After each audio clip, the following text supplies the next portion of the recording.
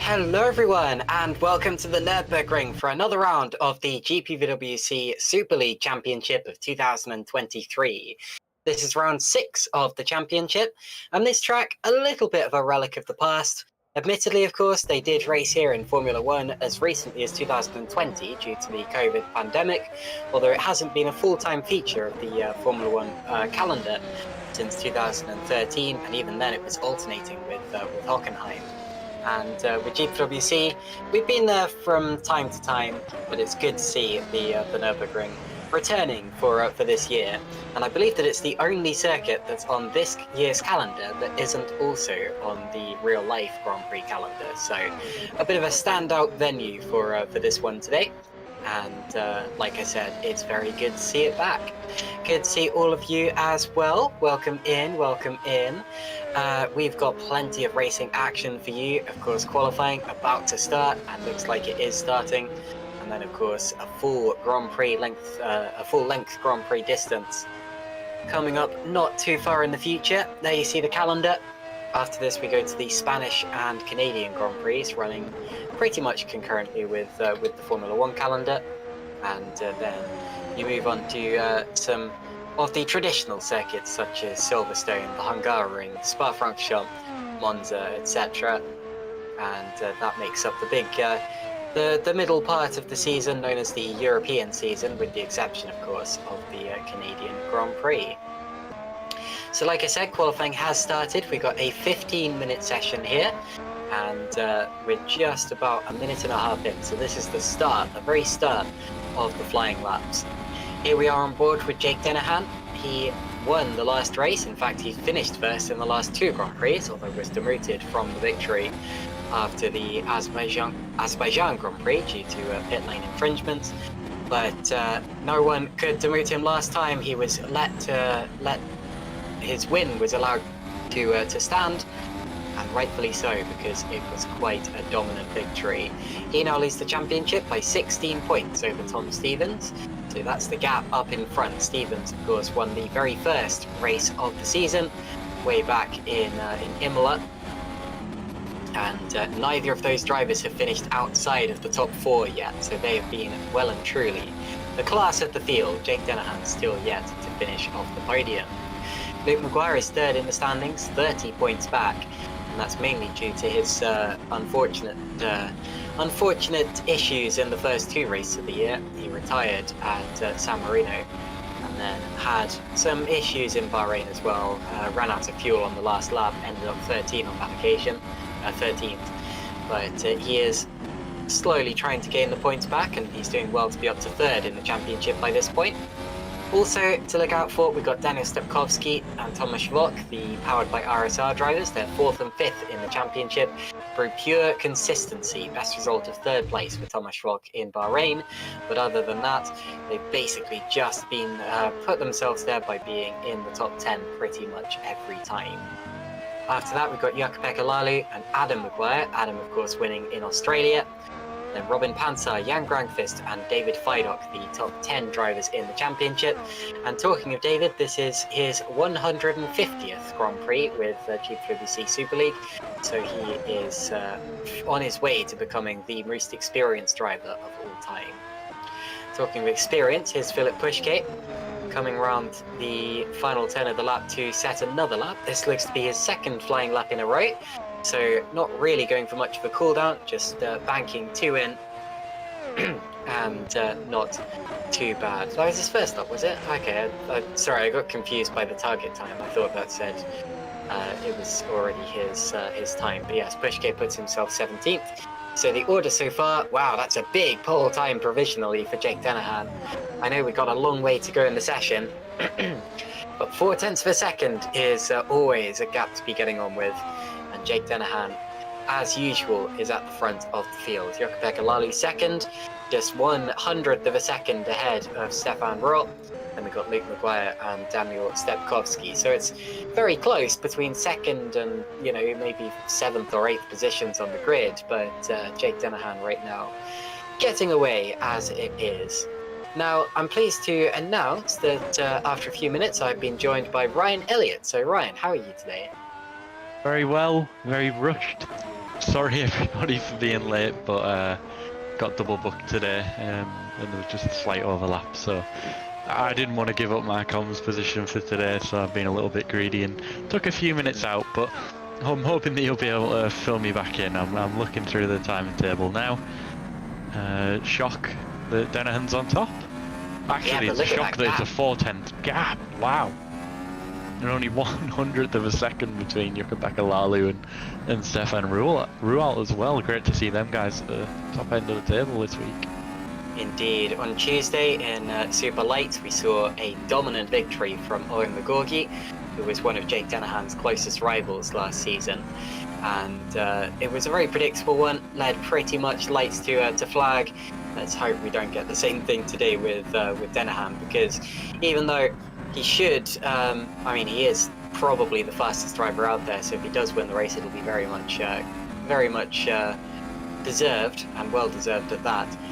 We want to see a closer race at least, and have to fight for it. But anyway, we will see in due time. So Ryan, you haven't missed much, luckily. The times still coming in. Those are the first few lap times on the board. Fairly close between second and the rest of the field pretty much at this point. But unfortunately, can't say the same thing about the lead. I mean, if you look, 11th to 2nd under 2/10 splitting them. It's really quite impressive. Not the other thing. Grankvist thought a provisional pole. What a lap! Super Venturis are on it this week.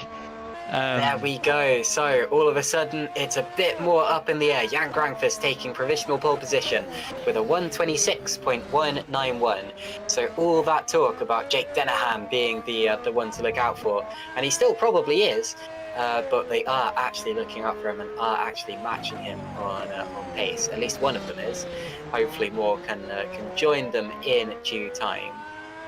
Here's Ruven Machete. Now he's driven in Super League races before, but not many. So I'm going to get up his stats and see just how many he has actually raced in. He's registered as an emergency driver for Green Stripes.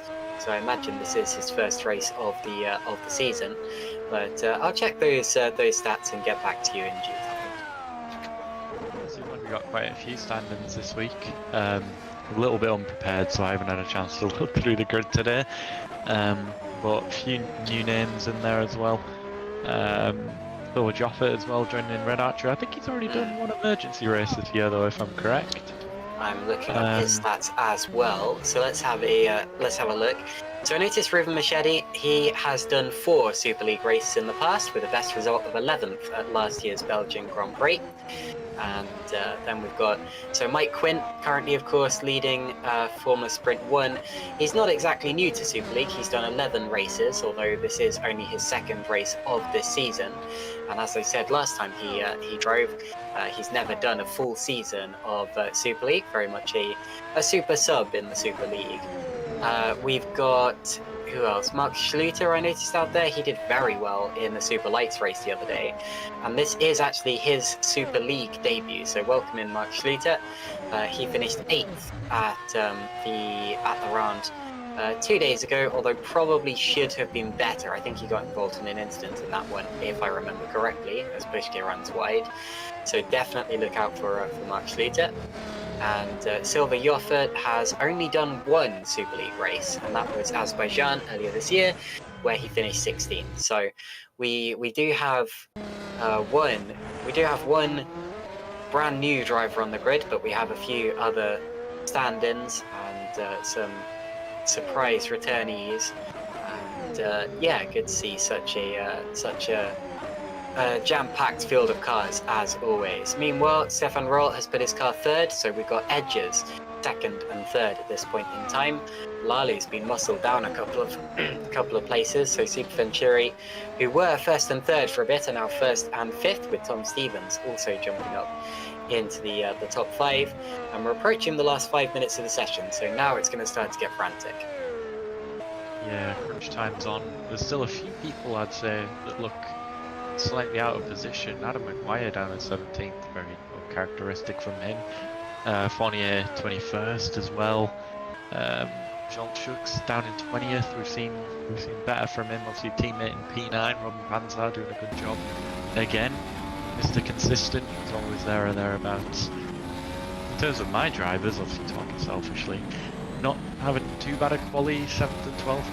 We do have the most developed car this week though, so I think the guys will be a little bit closer than that. But interesting to see THR doing a good job. Pretty developed car as well. They always do, don't they? Dennehan appears to have abandoned this lap. There were a few mistakes that I saw, some big twitches through that middle sector. And unfortunately that one has come to naught. Or fortunately for some of the other drivers, because he does still look extremely quick. Here is David Feidock. He was telling me earlier that he's very nervous about this one. This is, of course, his 150th Grand Prix. I'm sure you missed me saying that earlier, Ryan, but what an achievement for David Feidock, who we didn't even think was going to be racing here today. And the top 10 qualifying position would make him rather happy, I'm sure, although David is always very hard on himself, so he would probably be like, why am I not on pole? But anyway, out of the final corner he goes. Let's see what this particular lap is like. Across the line. And oh, look at that! Oh, wow. Up to P4. I mean, he's going to have a job to stay there because there's still people putting in quick laps. But for the time being, David Fidok, what a lap there and what a position. It's a cracking effort from David. You know, it might even end up being 2 on the bounce where he's forced to do the normal strategy. He's qualified in the top 10. But yeah, it seems like one of the Pescara cars has joined us as well. We see Panzer improve just a little bit there.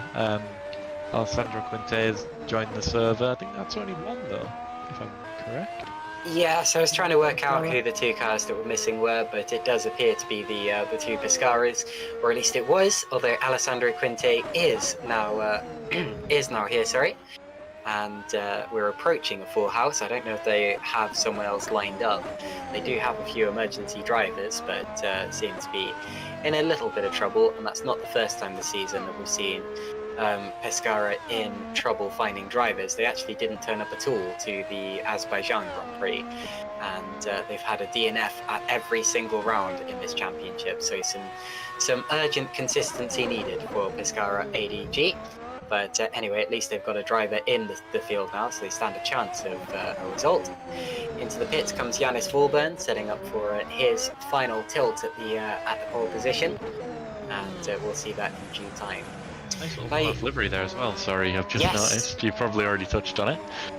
I haven't actually, but I was going to. You're absolutely right. So that is a special livery for the German Grand Prix, because both of those drivers are German.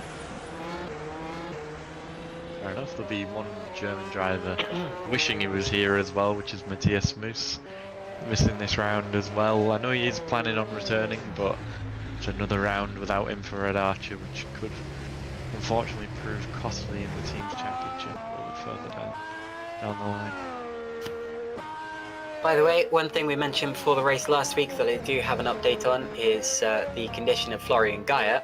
Of course, he was rushed to hospital about 2 weeks ago. I can confirm that he is recovering, and in fact he is David Fidok's race engineer tonight, so he has not been able to do the necessary practice to race in this event, but we're not going to rush him. He's clearly had a health scare, and it's very good to see that he is in fact recovering and able to get involved with GPVWC as he recovers. Yeah, look forward to seeing him back. If he's watching, let us know when you're planning to come back. I'm quite interested to see you're having a good start to the season, so hope that you can continue that form when you return. Wishing you all the best. Indeed. Now, Ryan, I know you were mentioning just now that RSR has the most developed car for this one. Yes. I've just looked at the upgrades page. It's very close. Edge and HRT appear to have 2 more development points in than you guys. I don't know if that's just. There's a little bit of what's the word I'm looking for? Some of it is pit tyre change, so that is. With the positive and negative, it works out that we have the most developed car. Okay, interesting. Whereas I think the website only shows the positives or something like that. And you appear to be the only team to have put in points to transmission torque so far. Would you like to talk us through that? I'm gonna skip over that one. It's entirely up to what the drivers feel.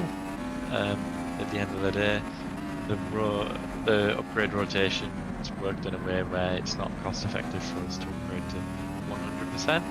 We've just moved on to a different category sooner than some of the other teams have, and that's what my guys felt was the best upgrade. We'll see if others follow in suit. It was an upgrade last year as well that was used, so fingers crossed it's working. Not looking as strong as maybe we expected. Guys will be disappointed with that for now, but you know, Fair this enough. is only folly. There's a full afternoon or full night ahead of us. Well, talking of quali, we have now got the checkered flag waiting for the drivers. Raw and Stevens will not be able to improve, and they set almost exactly the same lap. It does look to be exactly the same lap on that, although on race view I can see that Stevens was 1,000th of a second behind Stefan Raw. So very close for third on the grid. Here comes Fidok, and this is a lap that I'm absolutely fascinated by. Across the line, he's third. David Fidok has qualified third provisionally. We've still got some cars to come. Here comes Jakub Lalu, This could be an even quicker lap because his first 2 sectors were quicker.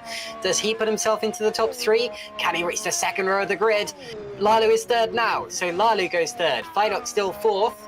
Fastest second sector of anyone comes in from Jake Dennehan. He is on for pole. Keep an eye on this lap now. Grankvist he's not responding. Grankvist is down, well, no, sorry, he was down in the second sector, but his first sector was still pretty good. He might stand a chance of getting this back. Dennehan a little twitch, he gets over the curb, that might ruin it. Here he comes to the line, it does ruin it. He misses out by 0.5 of a second, and Grankvist is on pole. Grankvist has crossed the line and appears to be on pole position. Pascal Pollens was the fastest in the third sector. He can only improve to 13th though because his first 2 sectors were down. We got donuts for Grankvist as he celebrates beating the championship leader to pole position. It's Super Venturi first. Jake Dennehan will only start from second on the grid, which I know doesn't sound like a particular surprise, but having won the last 2 races, he was absolutely the favourite coming into today. And there is the grid. So it's Grankvist, Dennehan, then Lalu. So Super Venturi right up there. David Fidok, what a qualifying session. After telling me he was nervous, he's put it 4th.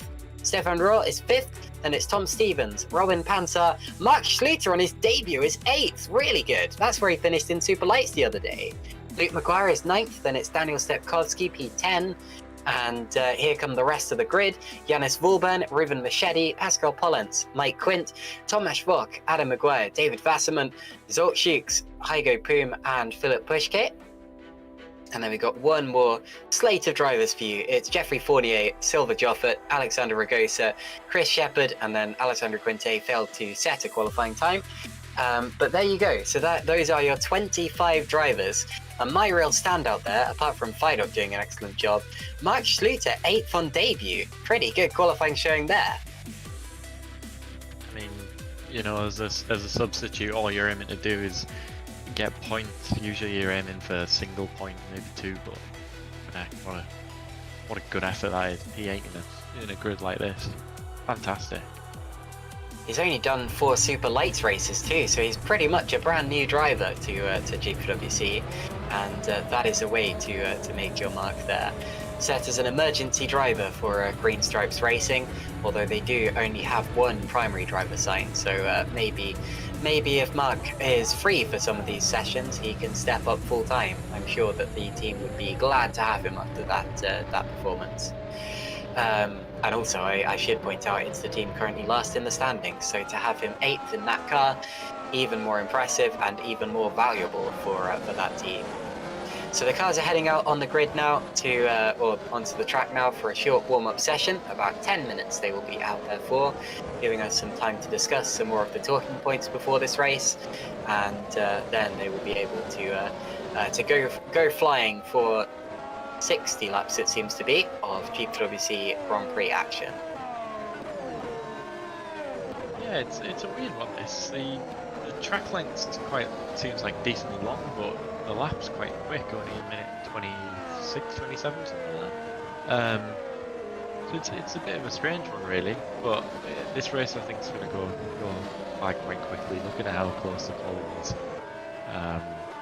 Not the entire way through, but I mean, like, there was definitely packs that were super close sometimes, so there should be some good battles all the way through. And the only thing we might struggle with is overtaking here, but I'm really hoping that the Super League drivers can prove me wrong. Obviously, not too many big straights on this track. It's quite fast and flowing, not a lot of dead stops. So we'll see. That turn 1 is going to be hilarious, though. I can already imagine. It's such, you know, especially on the first lap, it'll be so close starting the lap at the 180-degree turn.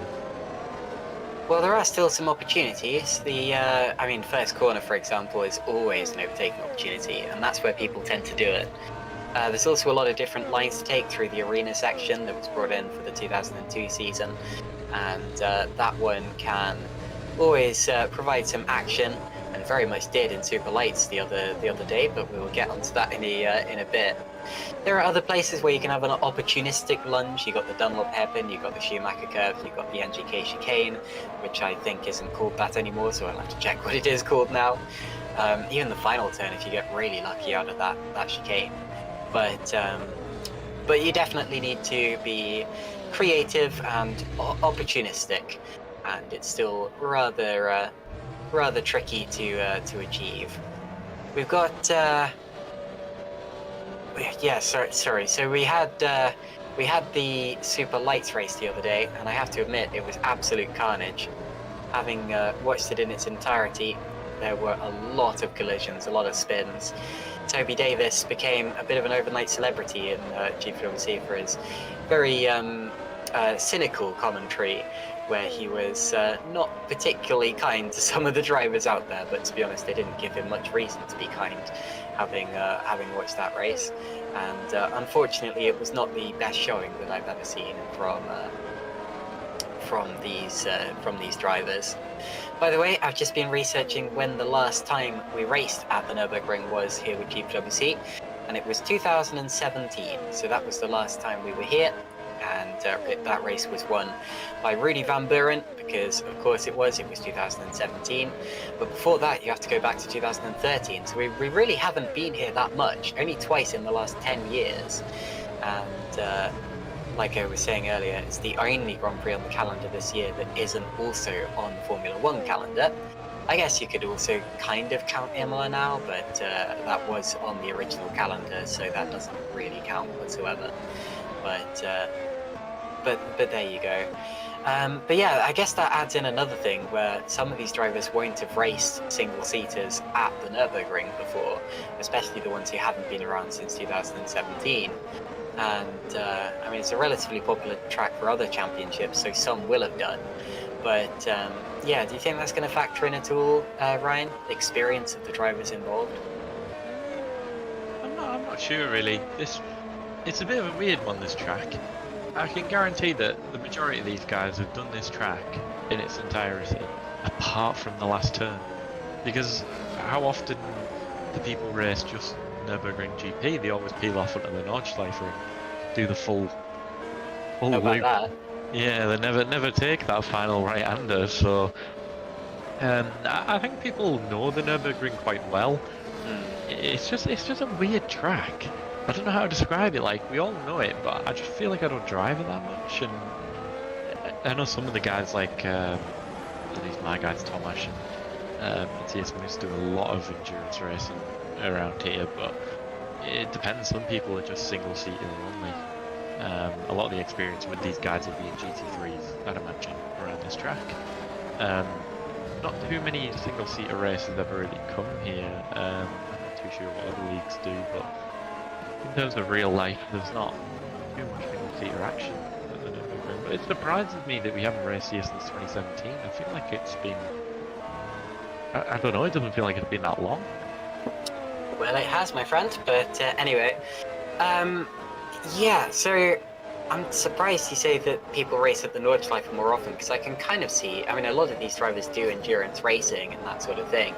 But I can say from experience, I've raced at the Nürburgring a few times, and I've never done the Nordschleife there, so it's definitely on my bucket list. But yeah, no, always the Grand Prix tracker. I don't think I've ever done the Grand Prix circuit on its own. Really? Oh, yeah. Interesting. I guess that is mainly good. I think we've done this in Academy. I think we've done this in Academy since. Let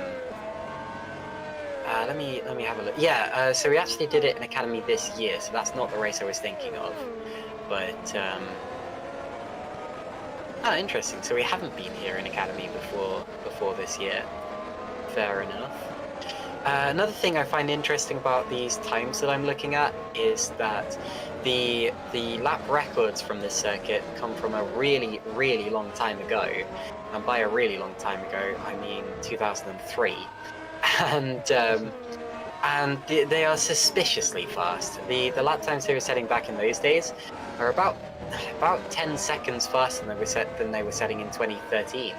And that doesn't make much sense. So maybe it's maybe they were using a slightly shorter version of the circuit or whatever. Did they cut out the... Oh, did they maybe cut out the arena back in those days? The red. Yeah. I'm not entirely sure about that.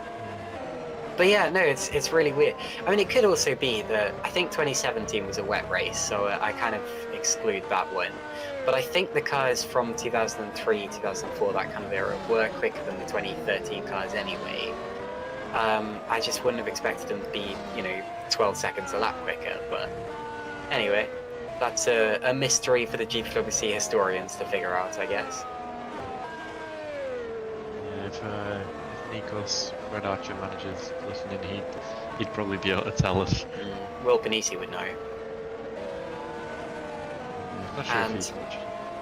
I have to say as well, so the lap record here is apparently, and I say apparently, a 1:13.116 set by Mika Jäkkönen back in 2003, and that's about 18 seconds faster than they're going in this warm-up session now. So there's no way we're getting a lap record today. I think that there needs to be a separate lap record, considering we are clearly not using the same variant of the track as they were back in those days. Whoa, what was that? Someone having a big accident there. That was weird.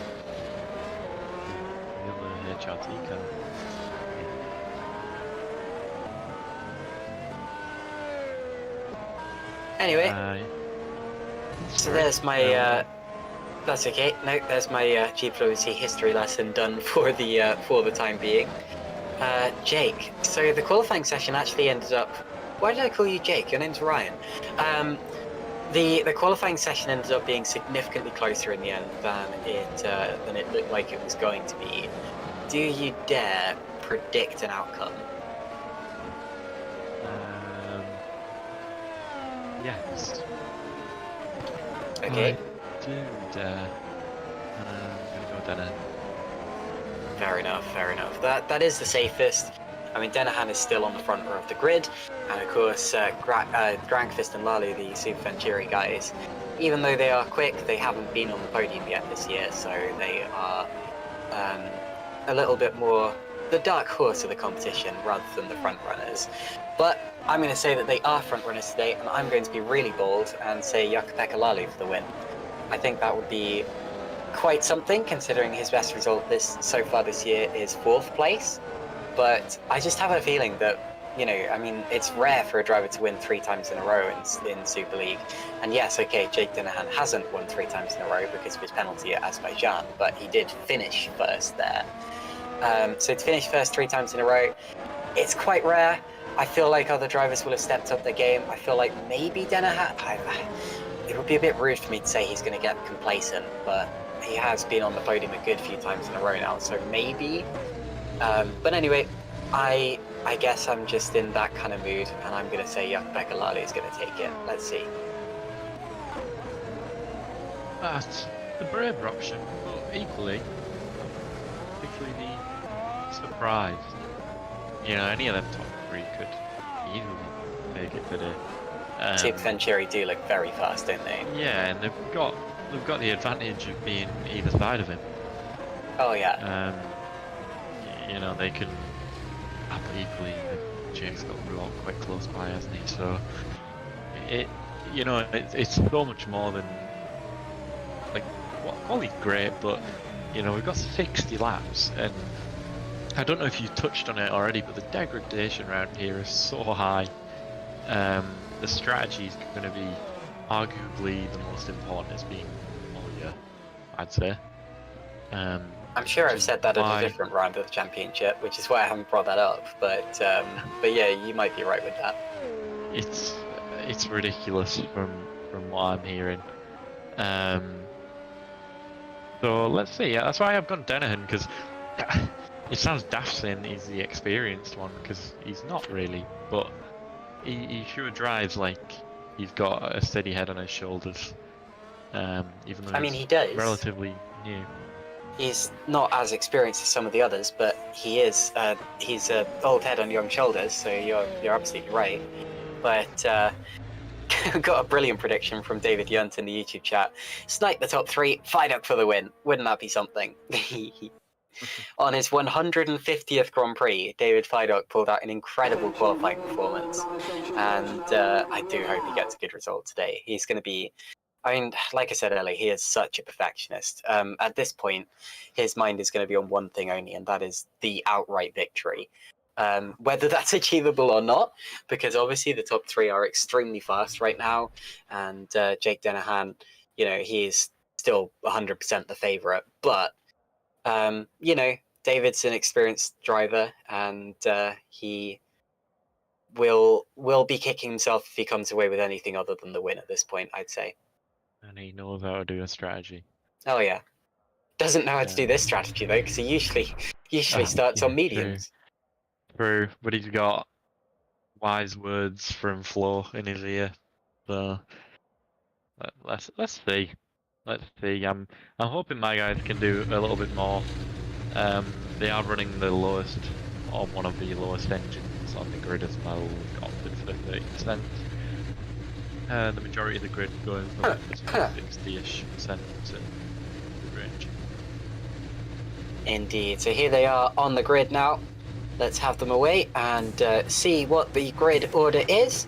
It's going to be pretty much the same as it was at the start, although I don't think there are any penalties. Here we go. Jan Granqvist on pole, followed by Jake Dennehan, Jaak-Pekka Laulu and David Feidok, the two Super Venturi cars looking extremely strong in qualifying and looking for a result. Stefan Rohr, P5, then it's Tom Stevens, Robin Pansar and Mark Schluter. Look at that, 8th on his debut. Let's see what he can do from in and amongst the field. We've got Luke Maguire, Daniel Stepkowski, Yanis Vulben and Ruben Machedi. That's 9th through to 12th position. 13th will be Pascal Pollens, then it's Mike Quint, Thomas Vock and Adam Maguire. Disappointing qualifying from the driver. 7th in the championship with a victory. David Wasserman, P17, Zolt Schukes, P18, Heido Poom, 19th, and then Philip Prischke, P20. Jeffrey Fournier will start P21, followed by Silver Yoffert in his second start, then Alexander Ragosa and Alessandro Quinte, so someone has dropped back there, probably due to a penalty. Oh look! So we got Chris Shepard P25, and we've also been joined by Giuseppe Lino. So we have the second Pescara ADG car, and all of a sudden it's a full house. Fantastic. So 26 drivers heading to the starting grid, Ryan. That's what we like to see. Better late than never, but maybe he was doing the test session. I'm not entirely sure. Obviously, simultaneously there is a practice session going on, which drivers spin up laps and gather R&D points for all these teams to do with their upgrades. So sometimes if you don't have a test driver, one of your race drivers has to do that session and join in while you're a bit late. So, yeah. There is one more stand-in that I didn't really mention earlier. David Wasserman is in only his second Super League race today. There you see the tyres. Vulben will be the first driver on mediums, and Quint will be the first driver on hards, and it is pretty much everyone immediately after the top 10 going on the alternate strategies, and that makes sense because if tyre wear is as high as you think it's going to be, then they are going to be taking quite a lot out of those softs from the off. I think we just rewound a little bit, but that's okay. Here we go. We get ready to start the race now. Let's have a look at the lights. When all 5 red lights go out, we'll be underway for 60 laps of racing here at the Nürburgring. The marshal prepares the green flag. And it's go! So away we go, down towards turn 1. Looks to be a decent start for Dennehan, and they're going to go 3 wide for 3rd place. So down into turn 1, Jake Dennehan appears to have the lead already. Here come the Super Venturis, and down the middle goes Feidok. Little tap, little bit of contact, but they've made it through okay. And Jake Dennehan does indeed have the lead of the race. Now there's Luke Maguire going around the outside of David Feidok for 4th position. Let's see if he gets it. He'll have the inside line. It's Tom Stevens actually, and he does go up to 4th position. So Stevens up to 4th, Feidok down to 5th. Mark Schluter is up to 6th immediately. What a start. Stefan Rohr down to 7th now. Then it's Luke Maguire. So I got the THR cars the wrong way around. It's Granqvist still ahead of Lalu in the Super Venturi battle. And there is the other Holland Racing Team car of Yanis Vulben, or the top Holland Racing Team car of Yanis Vulben, in and amongst the scrap.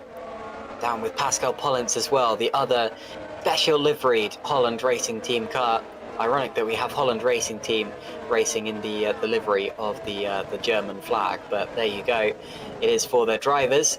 Yellow flag out there somewhere, someone possibly dropping to the back. Alexander Agosa appears to have been involved, so he drops to the back now. But and the yellow flags continue, so hopefully it's not too bad. And there is Adam Maguire making up places. So at the end of the first lap, it's going to be Jake Dennehan leading the field, as we expected he would. And then it's Grankvist and Lalu, the two Super Venturis, and Tom Stevens up to 4th on the first lap, Ryan. It's been a fairly cleanish start to the race, better than probably we've seen all season. Majority of people making it all the way through. There've been quite a few movements in the sort of mid-pack as well. Sikowski, Mark dropping down. Who else have we had up there? So Stevens moving forward, and it's looking steady, but the gaps are going to start to form. Don't quite have DRS yet, as we see one of was that Zolchuk's going round there, being pushed maybe a little bit by Chris Shepherd. Chris looking a lot racier now than he sort of did in quali. He was 6 seconds off the pace in qualifying, but no DRS yet, so people will stay. The gaps will start to form, but they've got to stay within that 1 second range if they want to get DRS on the next lap, as we see a replay.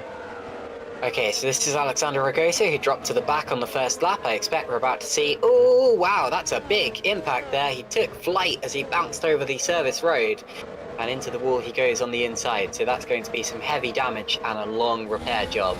Here's Zolchuk looking backwards, and he's going to get swamped. Oh, dear. And did get tapped into a half spin, but luckily not too bad. I thought it was the two Mood Auto Concepts cars, but it was just one of them, and then another similarly. Might have been Chris Shepherd, who was also involved in that one. But anyway, that's the kind of incident we saw quite a lot of in Super Lights the other day, so hopefully we don't keep it up. I'm sure that these drivers are good enough not to, but anyway, it is what it is. The end of the second lap now. Dennehan not quite getting away from Grankvist just yet, and Grankvist will have DRS, which is active on this lap. I see we've got Owen McGorky in the YouTube chat now. Hello, Owen. Congratulations on your win on Tuesday. Jake Dennehan now threatening a McGorky-like performance if he can get away from Jan Grankvist and Jan-Pekka Lalu. Yeah, the gaps are looking quite steady at the front. A little bit of a gap for Lalu and Stevens, but nothing big enough quite yet. Grankvist setting the fastest lap last time round, looking pretty quick. Dennehan had the jump, but... Schluter's dropping. Oh no! Oh, this is a disaster. Man. Schluter's had a spin. So after an amazing start that put him up to 6th position, Mark Schluter is all the way down to P20. And that's the issue with making a mistake so early in the race. If you do, you drop down and down and down, and there's no real way to stop the bleeding of positions. I just hope that it wasn't his own mistake, because I was really rooting for him, but I guess we'll have to look back at that and see exactly what happened. But anyway, still has his wings attached, unlike Ragosa, who went off on the first lap, and continues on his way, as there's Luke Maguire now up to 7th position. And the worst bit about taking a spin, of whether it was your own or forced upon you, especially with these soft tyres, is that will shred them. Yes. You go through a good few percent there, not just in the spin, but usually trying to get yourself spun back around in the right direction as well. As we see, David fired up putting in the fastest lap there. He's dropped 1 position off the start, but he's definitely got the pace, and he's right on the back of these guys. Of course, Schluter's still got the pace as well, so whether he has it on the tyres or not is a different matter. But here we go into the... I can't remember exactly what this corner is, but I'll try to get the names up in a bit. And it's going to be on the exit curb, and around it goes. Pretty much no warning whatsoever, and he did tag the wall on the inside, didn't he? So hopefully doesn't have too much damage. Ooh, that was very nearly an incident on the rejoin. And he dropped all the way down to P21. Did a good job not to light up the rear tyres though when he was turning back around, even though he did almost unsafely rejoin, but we'll gloss over that for now.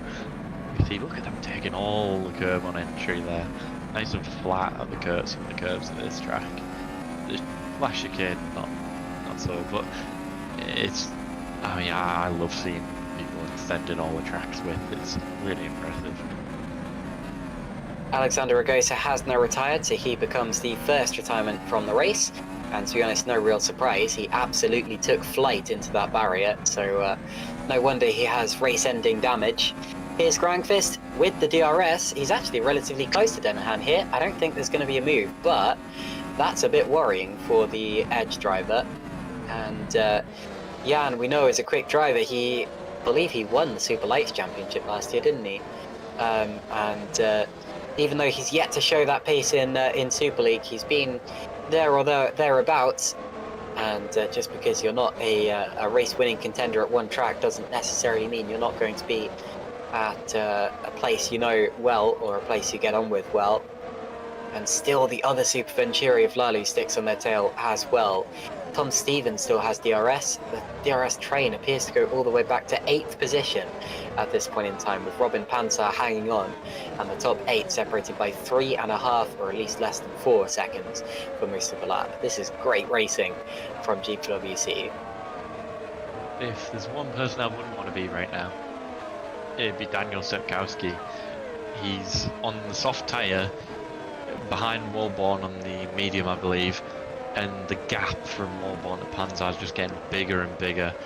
If I was Walborn, I'd let Sepkowski go, stay in his DRS and let him use them soft tyres to get up to the back of that front pack, because that gap's just only going to get bigger and bigger. Maybe, but I think it is too early to be letting people through. Of course, if Sepkowski was to go for a move, there's not really much reason for Walborn to defend heavily, but then again, he might feel that they're on vastly different strategies, but he might feel that they're on similar pace, and they might well be together at the end of the race.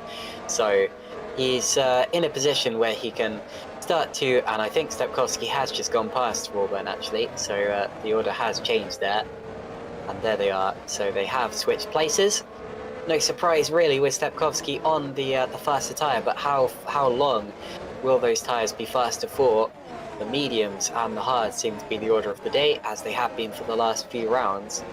And I think we're expecting pit stops, not necessarily now, but not too far into the future.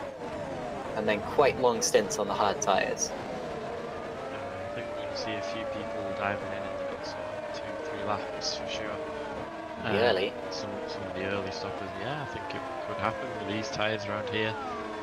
We're going to have to do a really good job on them hard tyres. It's probably not even so much about pace today, it's just about, even if you go a tenth slower, but you can save a percent a lap.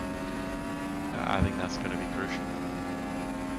10% of the race done already, and Grangfist is really close to the back of Denahan up into the chicane. And this is the section of the track where you've got to think about lining them up.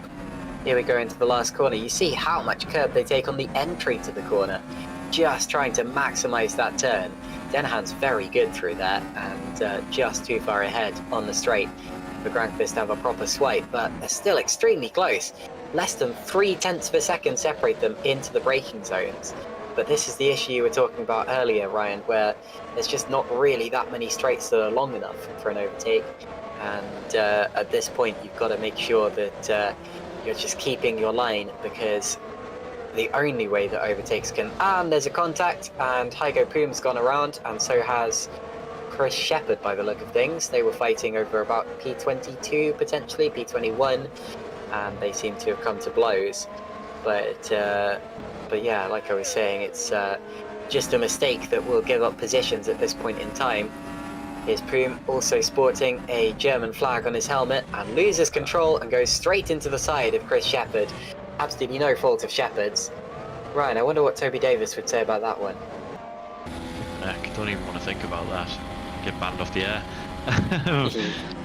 Yeah, like you were saying about the straights here. Oh, sequence there. Threading the needle through the middle there. The straights here as well, apart from turn 1, they don't lend themselves too well to overtaking spots.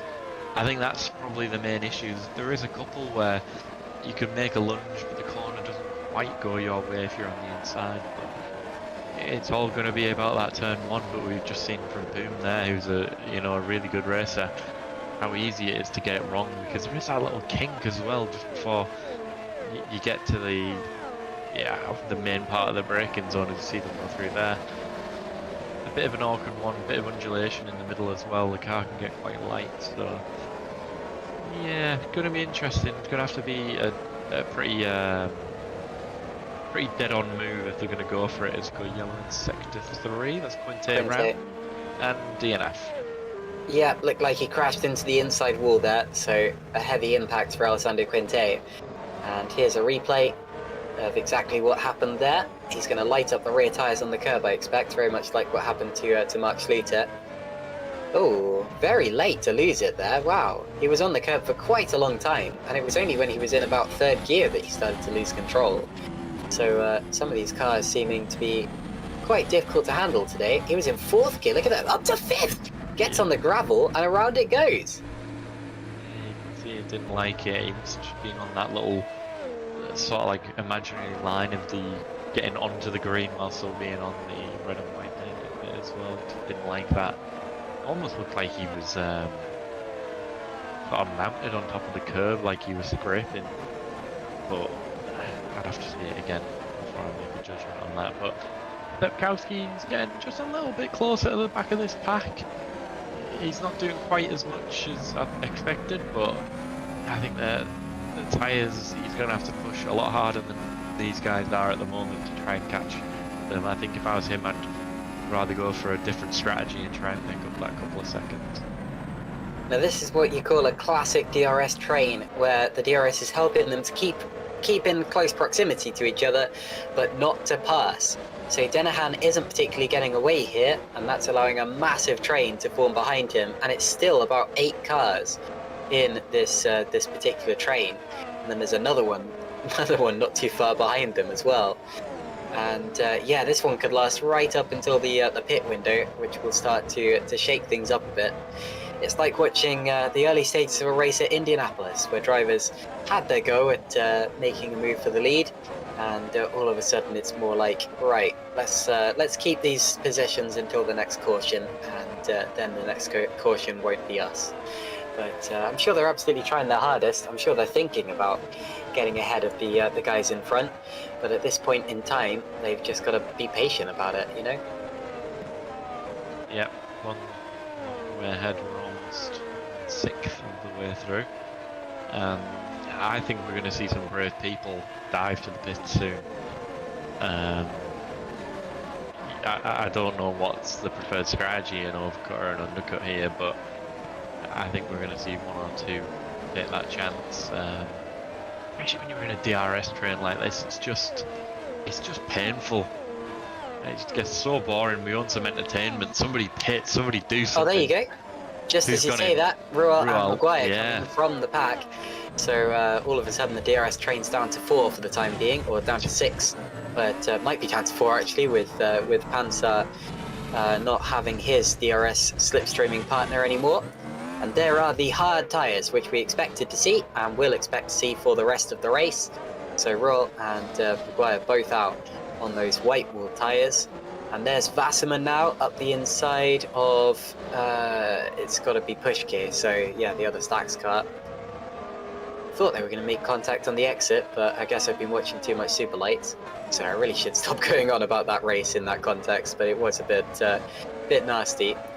Anyway, David Feidock, the other Stacks car, currently running in 5th position. If you were wondering, by the way, how many more races he needs to do to be the most experienced driver of all time, the answer is actually 46. So you've got, 45. So Kieran Ryan is on 194 races, and David Feidock on 150 after this one. So that'll be about 4 more seasons if David sticks around, and I hope he does, because that would be quite something. But yeah, if he does all of those, he could well become the most experienced driver in terms of races in GPVWC Super League history. But he's already got a good few records to his name, so I'm not sure he will necessarily be thinking about that one too much. He's already overtaken Mark Wicks for second in the all-time races list, and as a result, he's one of only 2 drivers ever to have reached the milestone of 150 Grand Prix. Into the pits come Daniel Stepkowski and Jeffrey Fournier now, as well as Silver Yoffert. and they will drop outside of the top 20 potentially. Banging wheels. Oh, Luke Maguire and Stefan Roth. So these are the two who pitted a lap ago. They're now having a ding-dong battle. And by ding-dong, I mean literally, because they're ringing each other's bells here. Banging wheels door to door, if they had doors. Why are they battling like this? They're going to drop so many positions if they're not careful. You saw the DRS train as it was before. Oh, he's all over the road. Luke Maguire through the gravel. He's going to rejoin unsafely. You could see that coming from a mile away. What are they doing? And he's in the gravel. So Luke Maguire down to 18th position now. And that would have ruined whatever he was trying to do with his strategy here. Look at this. So they'd already made contact 2 or 3 times by this point. We'll see it from the start. He's got the DRS. Rolt defends. Maguire's like, no, I'm taking that line. He touches the back of Rolt's car. Rolt still doesn't want to give up the position, but he's got to leave a space at this point. Maguire then goes for the undercut. They bang wheels again and again. Oh, how many contacts are they on at this point? About 7? Now they're up to 8. Look at that. And they touch again. They touch again. And they're going to touch again into the chicane. Maguire's going to slide wide. There they are. Now he's going to claim that he was unsettled on the way into the corner, but whatever the case, he's going to be dumped into the gravel trap on the outside. And that is so many positions down the drain. Unbelievably unprofessional. That's terrible. Why do that on lap 11 of a Grand Prix? I have no idea. But it clearly got to their head a little bit. And Stepkowski's benefited from it, so he's not going to complain. But I think it's going to be a waste of their tyres, that's for sure. We're already looking at... Oh, Rolt's alongside Fidok here. This is for position. So Rolt hasn't lost that much. David Fidok didn't have a particularly quick stop or time down the pit lane, and they've both been caught up behind Zolt Schukes. So now they are fighting for position as well, and they nearly touched wheels. This is great stuff from GPVWC. Zolt Schukes does not have to get out of the way, even though he hasn't stopped yet. He's on an alternate strategy, and these two have got to pass him, or they might well find themselves running into each other. Let's see what they can do for the remainder of this lap. Looking through the YouTube chat at the moment, everybody's saying that Luke's washed up. I don't think he's washed. No, he's got that was a little mistake. bit racy. Yeah, just a little bit too racy. Some young Grankvist fans, well, interestingly. But yeah, this strategy is looking exciting as we see Fidok making a move there. Needed to get that done, absolutely perfect. Yeah, now you can put a little bit of a gap between him and Ruel, hopefully enough to get out of the DRS, as we see our provisional leader making his stop. Yep, Denahan and Lally both into the pits. I believe Ruben Machete came in as well. Now Lali's come out behind Denahan as he was. Seems to be a bit of a change. There is Ruel now getting past Hughes as well. And Fidok... Okay, well, we still need to wait to see where Grankvist comes out, but Fidok is getting closer to them as a result of the traffic. So the order hasn't changed too much, apart from, of course, Luke Maguire sliding down a bit. But now, of course, it matters even more where Jan Grankvist comes out after his stop and what Tom Stevens can do out there as well. There's Mike Quint, yet to stop. We've got quite a few drivers yet to stop out in front. Everyone, yeah, so the top 8 drivers still yet to come into the pit lane. But look at this, Jan Grankvist will probably pit this time around. He will have to respond sometime soon to his rivals Denahan, Lalu, etc. pitting. He does now come in. He will go onto the hard compound of tyres, just as everyone else has done, I believe so. I will have my eyes peeled just in case anyone else does go for something outrageous. But anyway, down the pit lane he goes. Grankvist stops in his box. Tom Stevens is in as well. Pollens will go through and lead the race on his medium compound tyres. And there, from a slightly strange angle, was Tom Stevens. Now here's Denahan, and this is the one that matters. Where does Jan Grankvist come out? Denahan, I think, has gone through. There is Grankvist, and Grankvist slots in between Denahan and Lalu just as he was before. The gap for the lead appears to be about, or the gap for the provisional, the net lead appears to be about 1.5 seconds now, so he's in danger of losing DRS, depending on how the other traffic goes. But yes, a relatively straightforward pit stop stage here at the Nürburgring, and the race can continue as it was. Good up and down the time. How first pit stop already has made such an impact into that first sort of group that we had formed at the start of that sort of 8-driver train. There's quite a few cars in between them all now, so let's see. But one person who snuck under the radar just before that first pit stop was Jeff Fournier. He was really on a charge. He got up to, I think, P12. Starting down in P21, 21st, I think, in qualifying. Yes, I think so. Really good job up till that point. He's, only a second back from Stepkowski at the moment, so doing a really good job there for the Epic Racing team.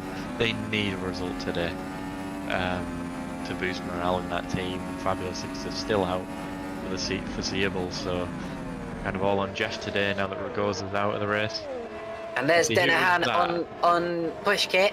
Yeah. And that's an important one. I was about to say, Pushkit was not going to make it easy because David Fidok is still a genuine contender for the podium, or maybe even the win if something happens up in front of him.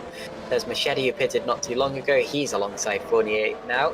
David Wasserman pitted on that last lap, so now it's just the top 4 who are yet to pit, as well as some others slightly further down the order, such as Philip Pushkit in 6th. But mainly the top 4. Jake Denahan is the top driver to have pitted, and it's so important that he's got a car between himself and the Super Venturis at this point in time, because now his charge can start. He's broken out of the DRS range, and I was seeing some people in the chat earlier on saying, how has it got to lap 9 and he's not leading by 30 seconds yet? But now this is when Denahan starts to come into his own, when he's broken the DRS train and when he's carving through traffic quicker than his opposition. This is very important stuff for Jake Denahan, and he's doing it absolutely as he needs to.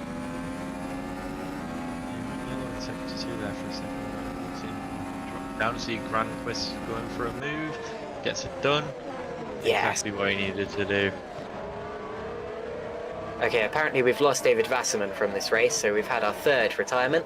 Into the pits comes Philip Pushkin now, and he will drop out of the top 10. Fastest lap time for Denahan, as I expected to happen soon. And there is Quint side by side with Wok, and that's over, well, it's over 3rd for the time being, although, like I said earlier, those two also yet to stop. Philip Pushkin drops out of the top 15 now as well, although none of these positions hugely representative of where the drivers are going to be at the end of this race. And Pascal Pollins continues to lead. Here's a replay, and this is going to be David Wasserman, who's already lost his front wing, look, so something's happened, and it appears he's pulled off the road and retired from the race then and there. So the incident happened earlier on in the lap, and then it just got too much and he wasn't able to bring it back to the pit lane. Let's rewind a bit and see. Looks like it's happened. It's a Mark Schluter style accident where he's got on that slightly slippery bit of the curb, and it's just happened a bit quicker than he can correct. Yeah, the sort of the mountain, that curb getting, what's the word I'm looking for? Bottoming out, sorry, on that curb, and then with the mixture of that slippery green surface, it's just sending them round. Let's look at this. The gap isn't too big with Denahan and Grandquist. We've seen bigger. You see Quint and Wack. What's that? One was Pollins, sorry, not Quint. It's not turn 1-2 for the time being. Interesting to see what they'll do, because it's a little further down than I was expecting. But we see Grandquist setting new fastest lap of the race. He's nearly got it back. Yeah, that was a really good lap. Grandquist was between them two and Lalu as well. Grandquist was 0.7 of a second faster than Denahan on that last lap, and 0.6 faster than his previous fastest lap. Look at this, Pascal Pollins now side by side with Jeffrey Fournier. But that one single lap has got Grandquist right back into contention. He has absolutely responded now, and it could be in DRS range if he keeps it up. Nocturne 1-2, they haven't had a particularly good race so far. They've been a long way down the order, but they get their time in the sun due to this pit window. And Jake will cycle back to the lead before long. Looks as if Grandfist is going to be in DRS range here. This is great stuff. And that'll happen on the start-finish straight, I think. This second sector has been wonderful from Jan Grandfist so far. And it'll be so exciting to see what he can do with the momentum. And considering he's not really bringing anyone with him at this point, he's dumped Jukka-Pekka Laulu and more yellow flags. Hopefully that's nothing too serious. Apparently Giuseppe Lino's come to some sort of grief here. There's Robin Panzer, but if I was... Yeah, let's have a look at Denahan and Grandfist if possible, because I think they're going to be relatively close down the straight here. And Grandfist is once again about half a second quicker than Jake Denahan on that last lap. And there was only about 0.2 of a second separating them down into the braking zone there, so they were very, very close. And this is for what could potentially end up being the battle for the win.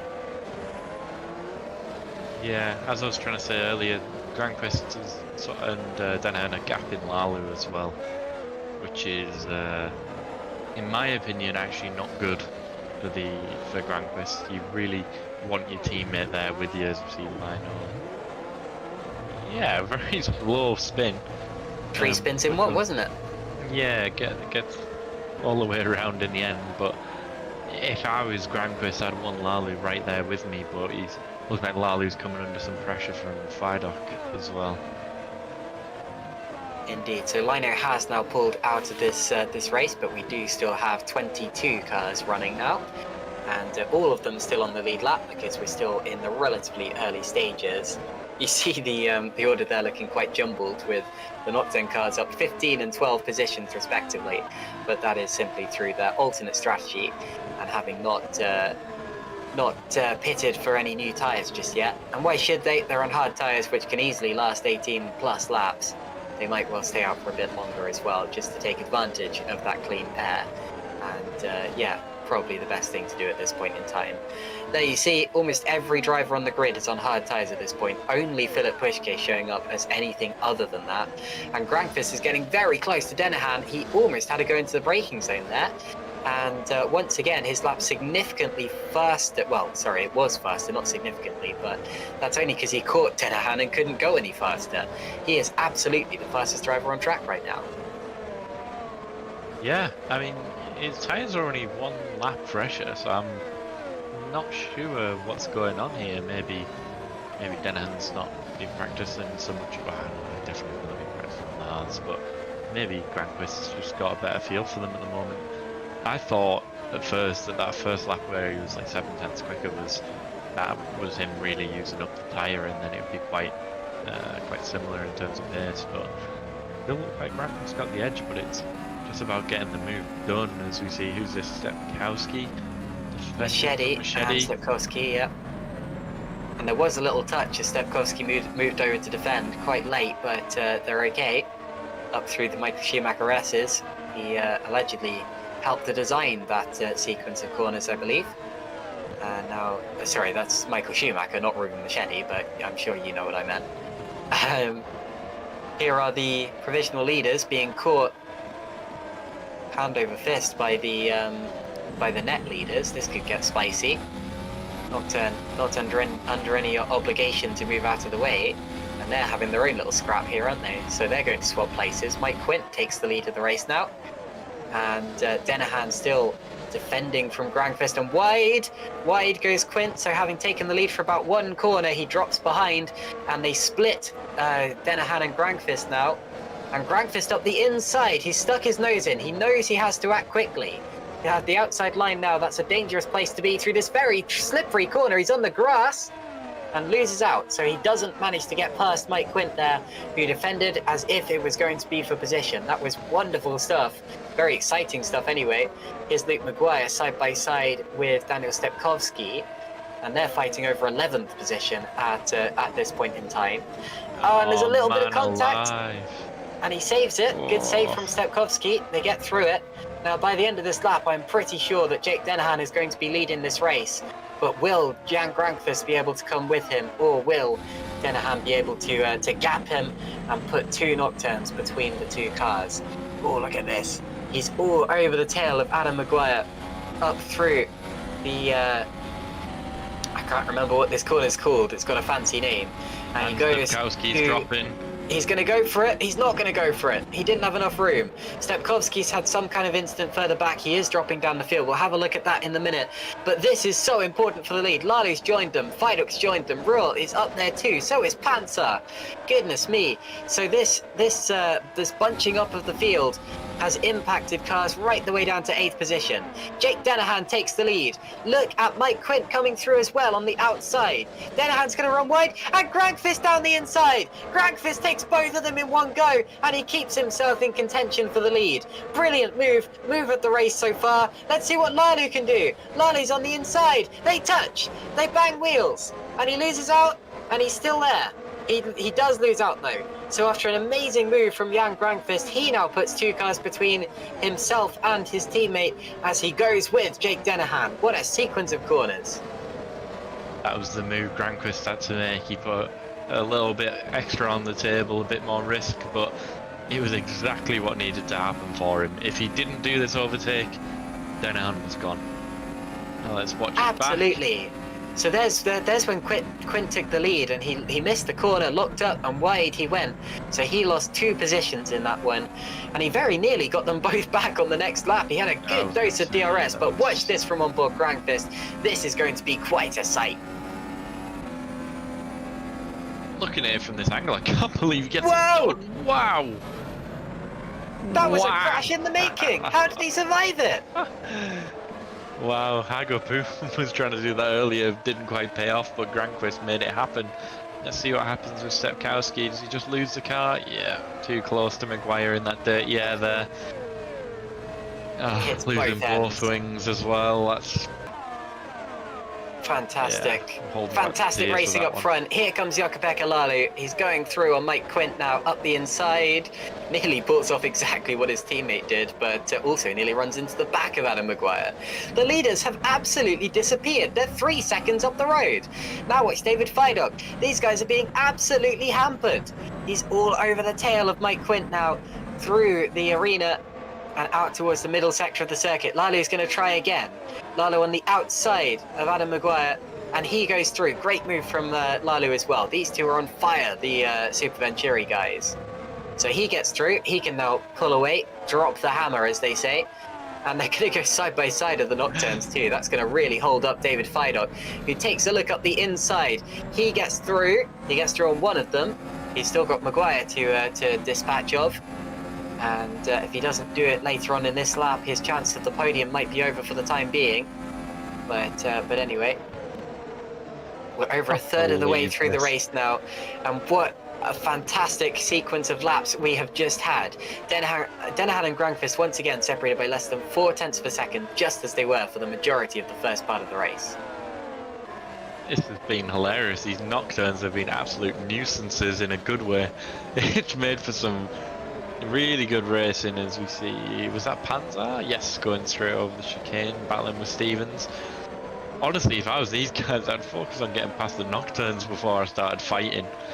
Yeah. Everybody is just losing time behind these nocturnes. I cannot believe they are even holding on as well as they are.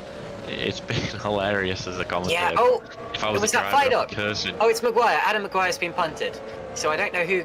Oh, is that... Okay, so Stevens and Panzer are still side by side. I don't quite know who Maguire came into contact with, if indeed he did come into contact with anyone, but he's now slid wide, and a good few drivers have gone past. Looks like Luke Maguire still side by side with Pollens as well on his recovery drive. Now this is the corner where it all went wrong from earlier on, so hopefully he has that in mind. And they go through side by side once again. Oh, he's on the grass. It's going to go wrong again. Oh, it's a good save. A very good save. Now they're on the Jeff asterisk. capitalised. And Jeffrey Fournier is involved too. Nobody gets it done. No, as I say that, gets a good exit as Maguire goes a little bit deep, but it's going to be a left-hander coming up.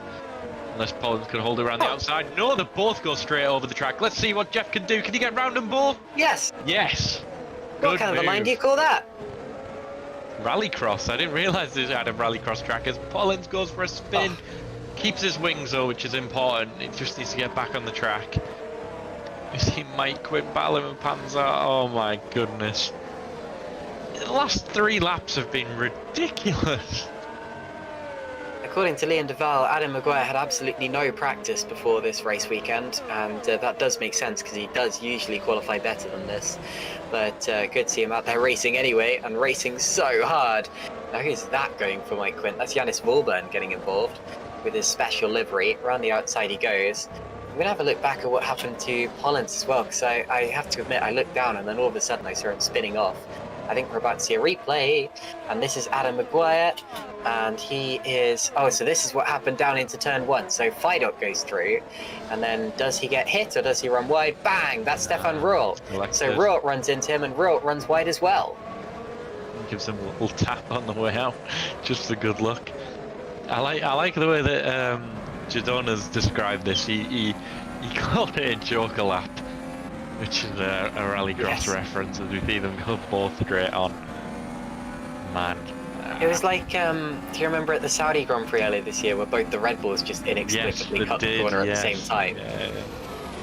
There's Pollins spinning off. I didn't see how that started, but he's lucky to have his wheel attached after that. I think in real life he'd be limping a bit. Yeah.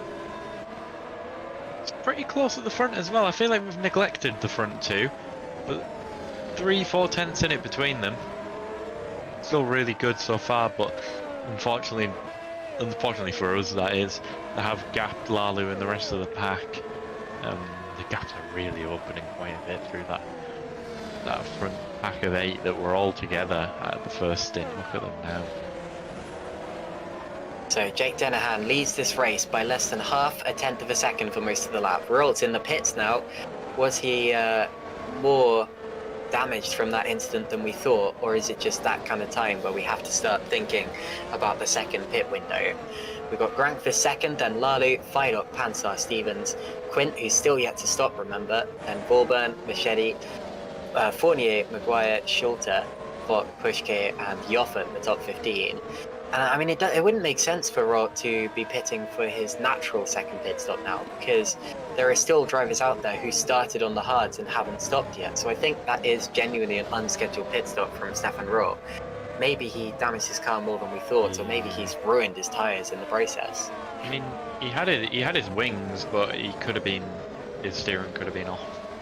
That's the only thing I can think of really that make him pull in now. But I can't believe that those guys have extended 25 laps on the hards. It's quite good. It's ruined his race.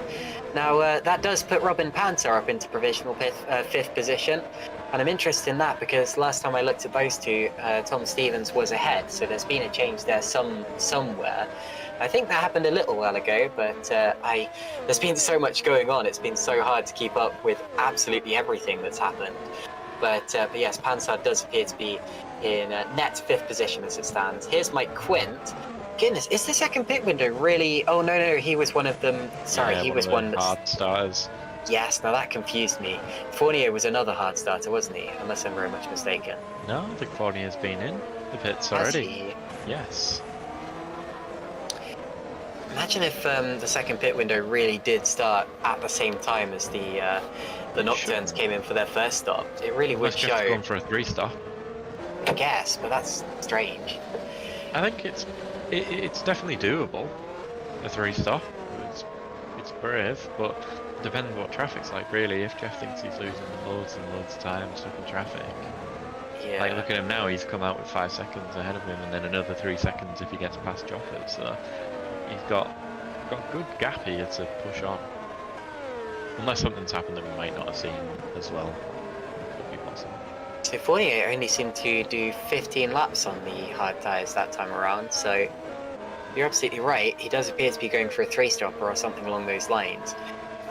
Surprises me that he's only going for 15 laps because as some of these drivers have shown us, you know, Mike Quint, for example, you can do 25 laps on those tyres and you'll be absolutely fine. He's come out in the points. So whatever happened for Mike Quint there, that strategy does appear to have genuinely improved his chances in this race. And, you know, good on him. He was in the midst of that fight and somehow didn't lose handfuls of time. Appears to have worked. Yeah, can't knock it. Looks like Quint's doing a Frelik. Vauban in the pits now too. So it does look like we've got the second pit window starting. And I mean, at this stage, there might well be a third for those drivers. Here's Schulter.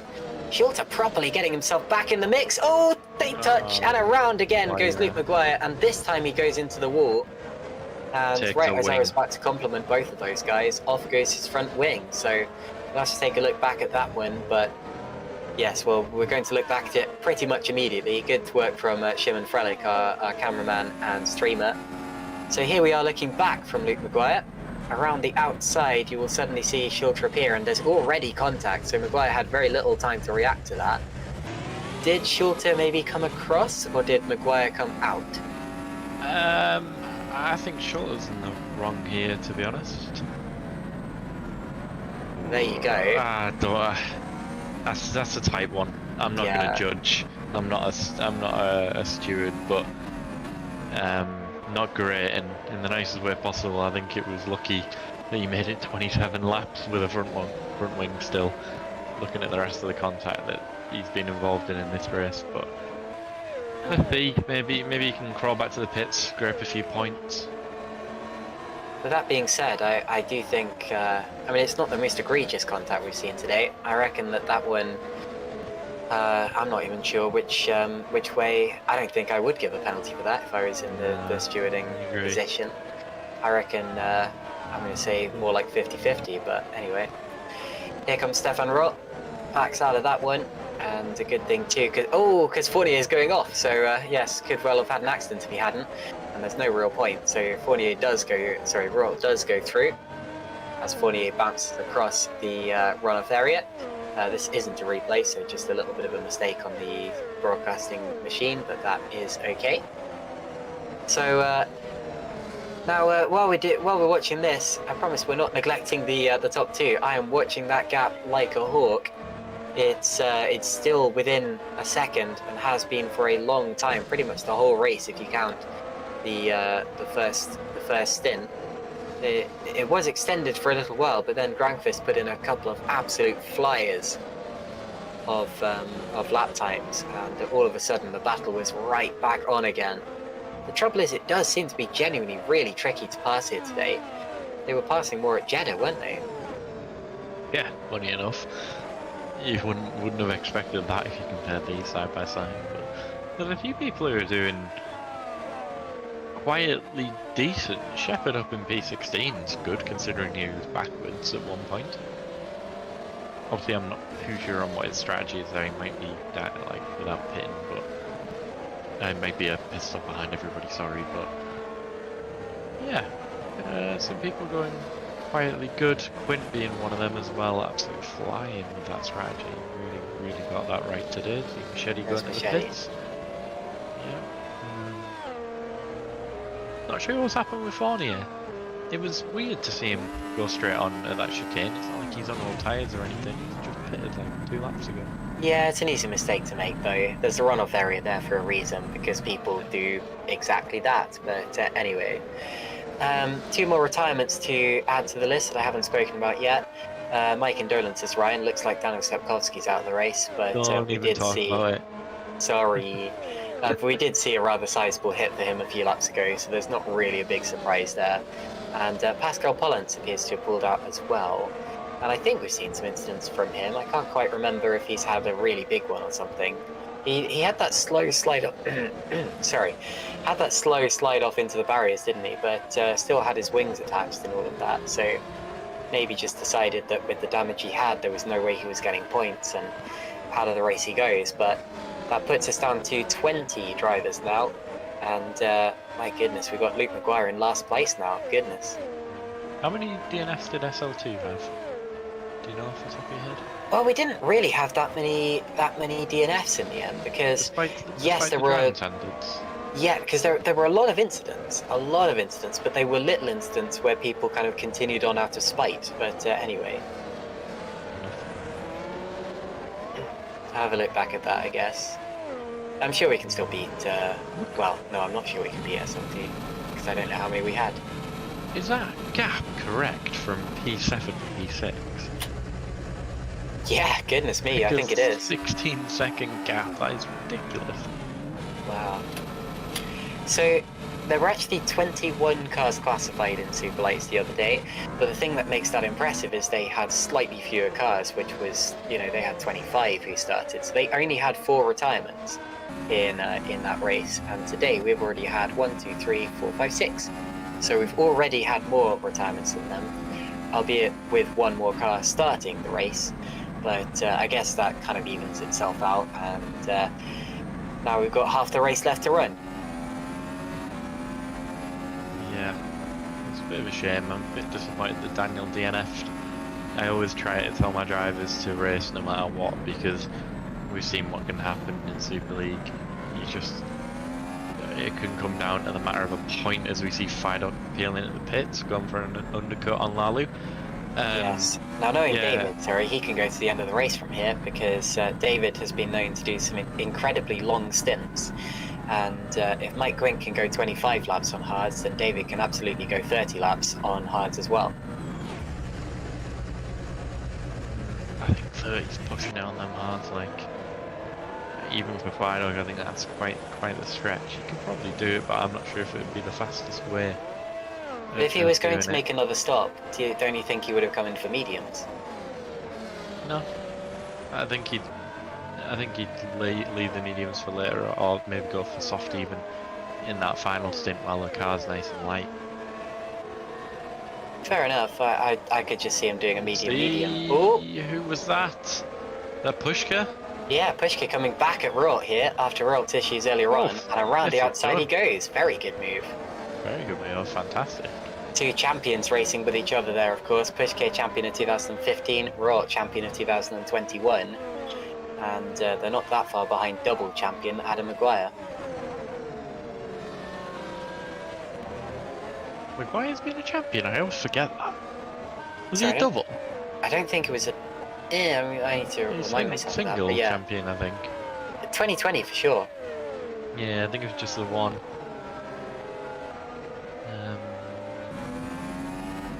Yeah, somebody might have to correct us there.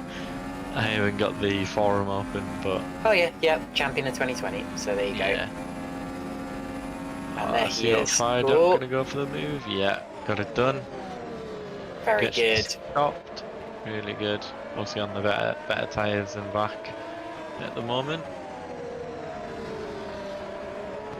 Of course, we do have a double champion in this race, and that is the driver we're just taking a quick look at, David Frelik. He was champion of 2014 and also 2016.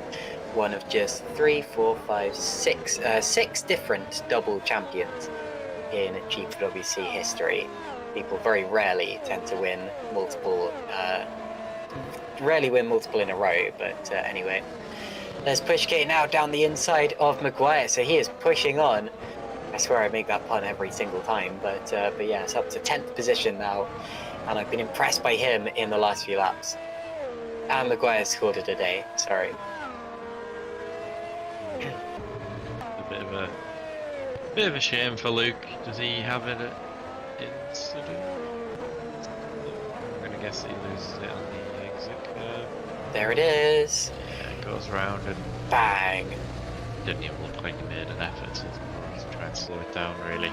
I mean, he's so frustrated at that point, yeah. He was already 20 seconds off the back of P19 as well, I think, the last I saw.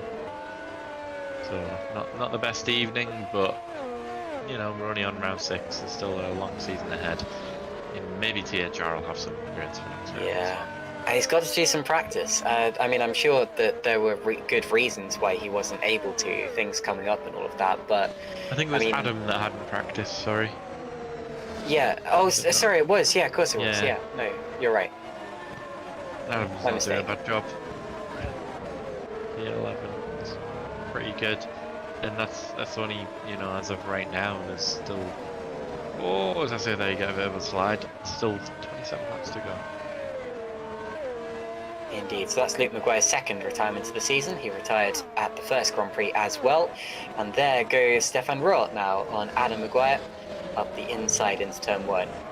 Adam Maguire's performance, if he can score a point, is reminiscent of Nico Hulkenberg in 2020, coming in for qualifying only, putting it last on the grid and then coming through to finish 8th. Yeah, very similar drive.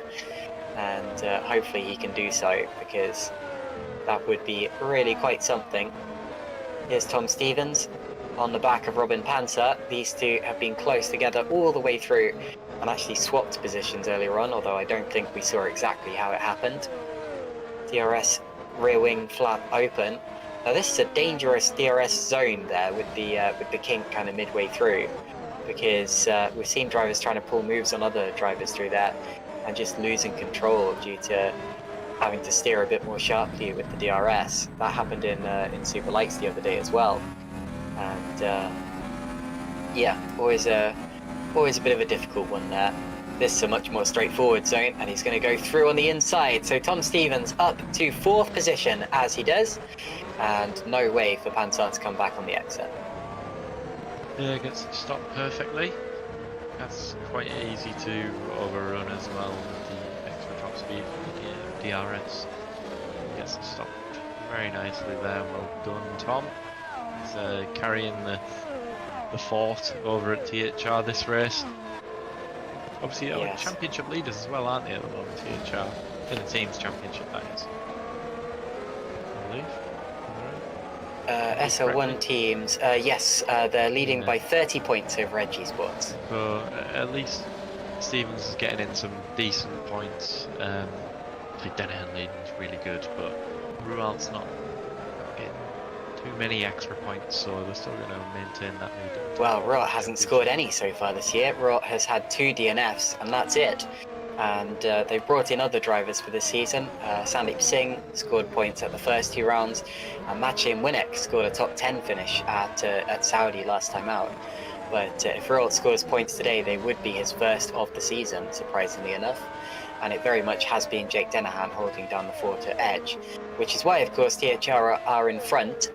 Both of those teams have 2 victories to their name, and Drankfist gets very close to Jake Denahan there down into turn 1. That was the first time we've seen him genuinely seem to put pressure on Denahan into the braking zone. It wasn't really an overtaking opportunity, but that was the first time we've seen him jink out from behind Jake Denahan's car. And I mean, we know he's good on the brakes down into there. We saw him make that incredible double overtake earlier on. There is still chance for young Drankfist. That's Robin Panzer into the pits now, onto another set of hards. And with 25 laps to go, that'll be to the end for sure. Yeah, I think so from Panzer. But in Jake's head now, he knows Drankfist's eager. He'll be watching his mirrors extra close now that he's faked him once already. He's just got to stay within at least 4/10 really to put pressure on Jake. Anything above that, and I think Jake's kind of cruising. Just looking through the field at what other battles we've got going on. We're waiting for what's going to happen with Fidok and Lalu. Looks like Fidok at the moment is going to jump Lalu, but obviously on not quite worn tyres, but more worn tyres than what Lalu will have whenever he decides to pit. Indeed. So down the straight once again, they're still just as close as they were a lap ago. And that means that presumably they'll be about as close when they get to the end of the straight as well. There they are into the corner. And that's been the story for a good long while now, hasn't it? With Drankfist getting close but not close enough. Lalu in the pits, so Stevens goes up to 3rd. Jakub Lalu makes what will probably be his final pit stop of the day. Definitely his final scheduled stop of the day. And out he goes on another fresh set of hard tyres. The Super Venturi cars have such an opportunity here. They're only 4th in the championship so far with 0 podiums as it stands, but they've been so consistent, and today it looks as if it's going to pay off. He's come out just in front of Yannis Forburn there, and will presumably pull away from him, and he'll have to pass Mike Quint all over again, so that's a bit worrying. There's Schulter and Jeffrey Fournier side by side, and they are fighting over 14th place now. There's one thing I just want to point out there. Look at where Fidok is. Yeah. In comparison to Lalu. That is a sizable gap. Yeah, you're absolutely right. There is some possibly some strategy difference in there, but it's looking good for Fidok at the moment. That's a really good shot. See what you can do for the rest of this race. So David has put in quite an undercut there, and you've got to remember he pitted with 29 laps to go, and I personally think that he can get to the end of the race on those tyres. So what he's trying to do now is push and get the gap down so that he can jump as many people as he possibly can, jump the Super Venturis, maybe even jump Jake Dennehan, and then just hope he has the tyres to hold them off at the end of the race. This is real dark horse stuff from David Feidock, and it reminds me so much of what he used to be like back when he had more time to practice and back when he had a more competitive team. Here comes Stefan Roth now out of the final corner and approaching Philip Pushke up the inside, and that is pretty straightforward there. Despite the fact these two have been going back and forth for a little while, Stefan Roth does have the position for the time being. Mark Schluter gets through past Adam Maguire as well, so he's now approaching the back of his own teammate, Ruben Machete. Yeah, very good spot with Feidock there, Ryan, because I am genuinely fascinated to see what happens now. Because Dennehan and Grankvist are kind of, I mean, they got their hands tied here, because if they pit right now, they're going to come up behind Feidock and they're going to have to pass him on the road. So do they try to extend the gap now, or is there no chance? Are their tyres going to go? I mean, their tyres are going to go quicker than Feidock, aren't they? Surely, so into the pits comes Dennehan. Surely Feidock's going to have his time leading the race here, isn't he? Possibly, but I think the tyre advantage is going to be huge for these, well, for Dennehan and Granquist. But I think Feidock's definitely in that shout for P3. It'd be so good to see Stacks get a podium as well. Oh yeah. Don't count me. Really.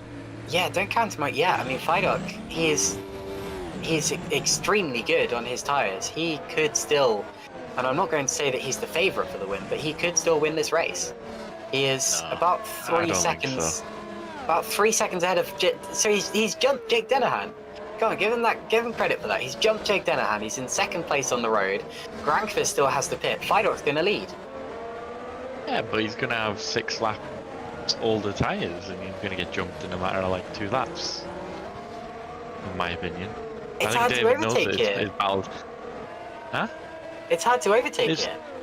Yeah, but not when there's that big a tyre advantage, and Dennehan's the quicker. I'm not dissing David here, but he knows that his battle's not with Jake, in my opinion. But let's see. But what if it is? Let's think we're gonna. Oh, that's alright. I've just looked at the YouTube chat. Have you? Yeah, so have I. Okay, so Yeetus My Beatus here saying Feidock cut pit entrance on his pit stop, so we'll likely get a penalty post race. You had better be joking. Oh my goodness. So that, and Grankvist is in. So that's exactly why Jake Dennehan lost the win at Azerbaijan. And if that happened again to another driver, that would be one of the biggest outrages. And I mean, if a penalty is fair, then it's fair. But like, I mean, oh god. Okay, let's treat the race as it is for now. So here comes David Feidock. He is going to lead the race. There he goes. Jan Grankvist comes out. Where he is he in relation to Dennehan? Dennehan goes through. Grankvist has lost a bit of time there. He's potentially gonna. I think he's gonna gain again because Dennehan is going to be held up a little by Feidock.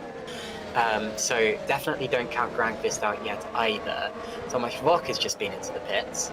So it's Feidock out in front, followed by Dennehan and Grankvist. Quint is once again causing a train. This is great stuff. He does that every time there's a pit window in this race. And Lalu and Volburn and Panzer are now right behind him as well. Volburn has got himself into this race, hasn't he? Because he was about 10th at the start. And has he jumped Panzer and Stevens now? Yeah, for now. We'll see. It's just so confusing. Everyone's on such different strategies. It's hard to keep up. Indeed, indeed. Okay, so here we go. Yeats might be saying, I'm in a voice channel with the SV and Adonis owners. They already knew about the Feidock thing. Goodness, this is so... this is nerve-wracking. I really hope this race finishes on the road and not in the steward's room, but there's going to be a bit of a question mark hanging over it, isn't there? Yeah. You know, that's been announced to everybody. I think at least one person will pick up on it. But never mind. At least he's leading the race for a bit now. That'll definitely boost his confidence for the rest of the year. That's for sure. Here they are down the straight. Lalu's going to have a chance. Ooh, defensive. Goodness, why is Quint going defensive here? Well, it makes it exciting for us. Round the outside goes Lalu. Good move. Another good move. The Super Venturi guys have been showing us how it's done today, haven't they? Wonderful stuff. Now we've got Vauban coming at him. Quint's having a whale of a time out there. This is one of the most enjoyable performances that I've seen in a really long time. Even if it's not particularly effective. I mean, I know he's jumped a good few positions, but he's not exactly 5th place at the minute, even though he is running there on the road. Vauban and Panther are now on his tail as well. And the fastest lap set by Jeffrey Fournier. So that's worth a point as it stands, because he's inside the 15th place. Super Jeff, absolutely flying. Shame it wasn't a little bit earlier on in the race, or in qualifying as well for that matter, but yeah, the gap at the front as well is coming down from that 3 seconds to under a second, or around about a second, so maybe next lap Denahan will have DRS, maybe even down the straight this lap. Wow, is that true, Vincent? So according to Vincent Gutt, we had 23 pit lane infringements in FS1 and SL2, so that is quite something. And that means that, I mean, it's obviously a difficult pit lane here because you've got to duck in from the chicane and then to the final corner. But anyway, here comes Denahan's nearly in DRS range of David Fidok out in front, and he's briefly breaking into DRS range from time to time. We have, it's going to be difficult to hold off Jake, isn't it? I mean, I knew it was going to be, but this is going to be so tough. With about 19 laps to go now, David Fidok leads by about a second from Denahan, who's been a second ahead of Grankvist, so we've got a DRS train separating the top 3. Lalu is 4th. He will be gaining, although it has quite a gap now between himself and the top 3. Then it's Quint, who's yet to stop for the last time. Vauban, Panzer, Stevens, Raw, Machete, Schluter, Vok, Pushke, Fournier, and Poom, the top 15. That's how it stands as it is, I'm afraid. Oh, Jolts is out. When did that happen? So that's a retirement from a driver who could and seemed to be on course for a good few points earlier on. But unfortunately, we have now lost Alt Shukes. So 18 drivers remaining in this race now.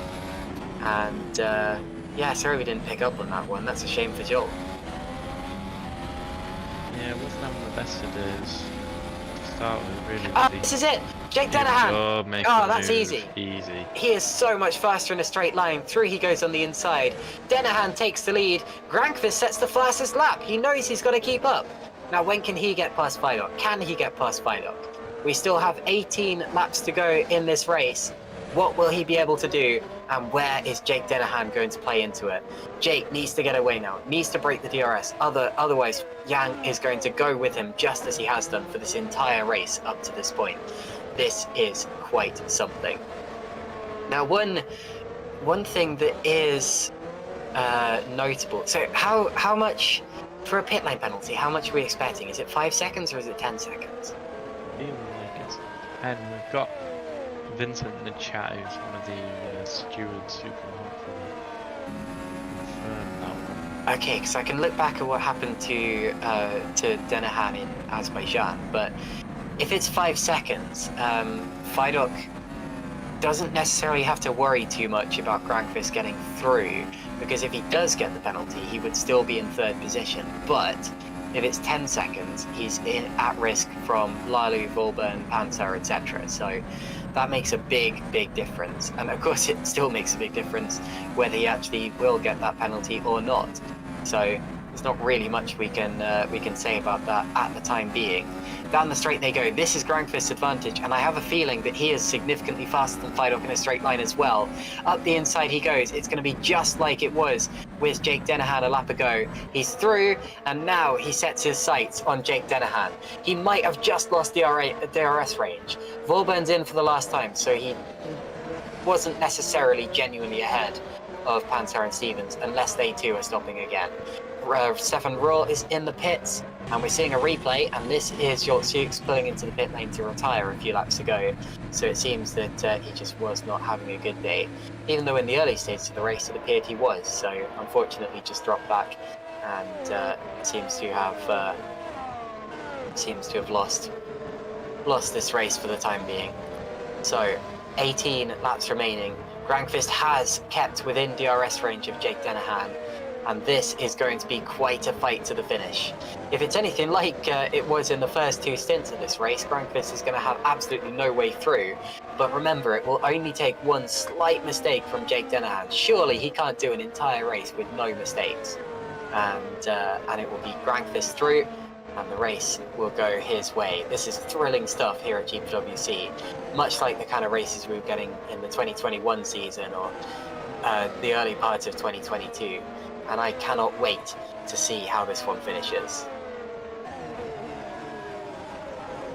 Getting close, it's under that half a second. Granqvist's done a really good job there to get back in the DRS range. Bidok slowly dropping off just a little bit. Still 16 laps of this race to go as well. I think Lalu's going to get really close come the end of this race. You see getting a little bit feisty. There's Quint Panzar and Stevens behind as well. So nice little train forming here. Panzar's kind of squished in between this THR Nocturne, sort of their group. So no doubt they'll be talking to each other, trying to work out how they can both benefit from this situation. Some of the people in the chat pointing out that Solchuk's retired to the wrong pit there, and I'm not sure he really cared, did he? Yeah, he pulled in the THR box. Another person who clearly didn't care was Luke Maguire, who said, happy to crash out of that one, poop emoji. So there you go. Luke, not having the best of days, and was involved in a couple of incidents with other people, so not hugely surprised about that one. Got 15 laps to go after this one. Well, kind of 16 if you count the next lap, but anyway.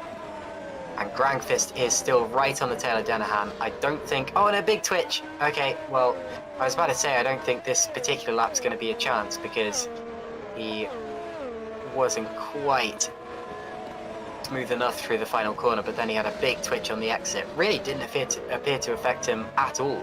Still just as close to the car ahead as he always has been. And here comes Tom Stevens up the inside of Mike Quint. Here he goes. I think Quint's on the alternate strategy here from those two guys. Oh yeah. Let's see what happens. Quint's still got to use another compounded tyre as well, because he's been on hards the whole way. Where you go for a soft? Yeah, probably can do at this point.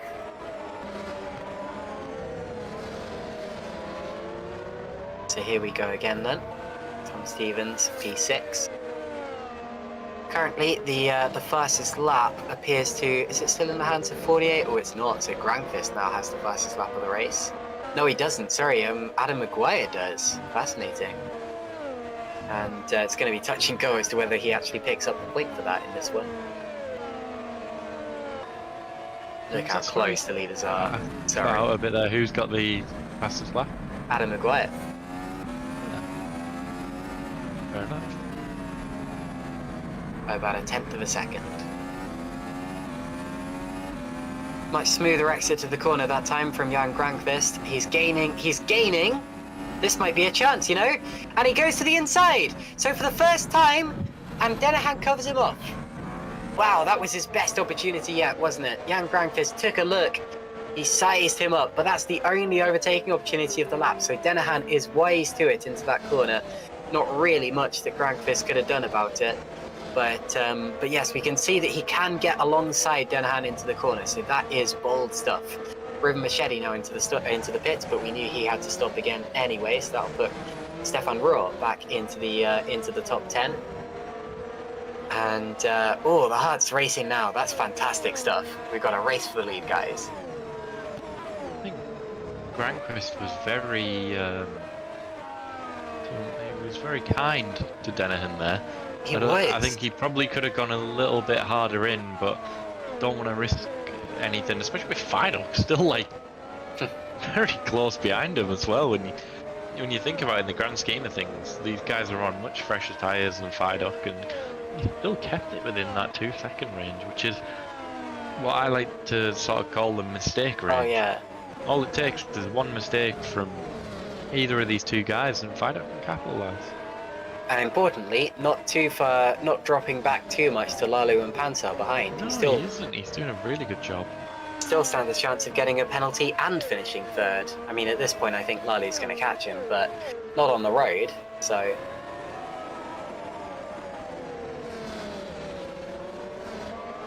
So here we go then.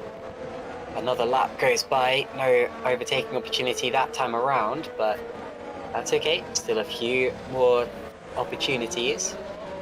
Mike Quint comes into the pits. That'll be, I mean, at this point he might go for mediums just for safety, but comes into the pits anyway.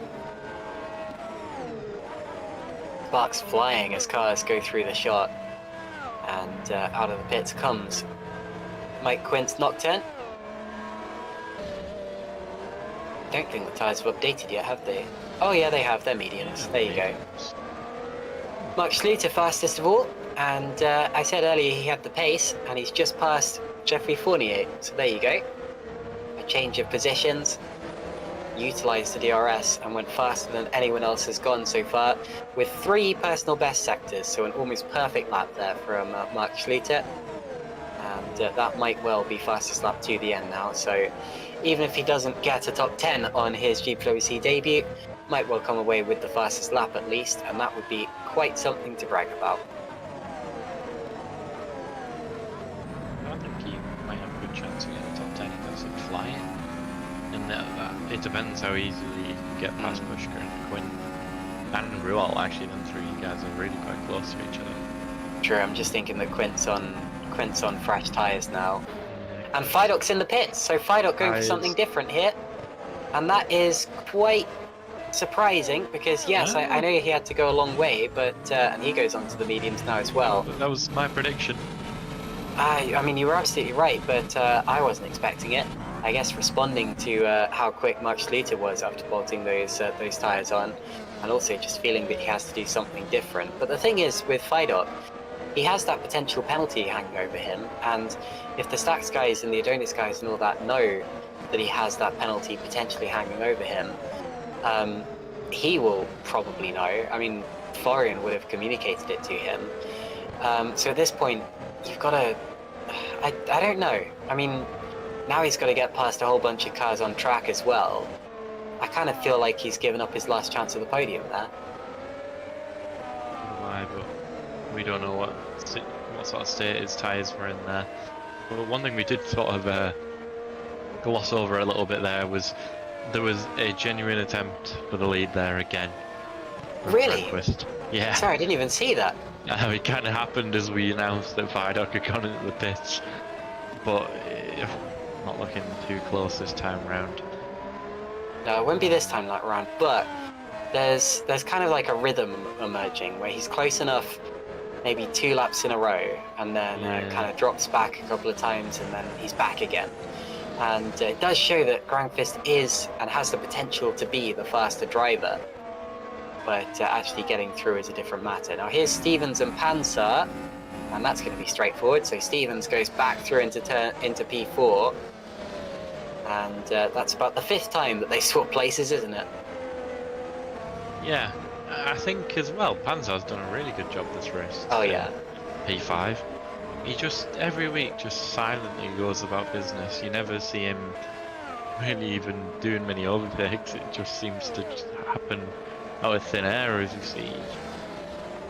Oh, did they get it done? Not quite. That's Pushker, isn't it? The other Stax car, both having a decent race as well as Stax cars this time around. The Green Stripes as well, let's not forget, last in the Teams Championship. P12 and 13 are going to be crucial for them.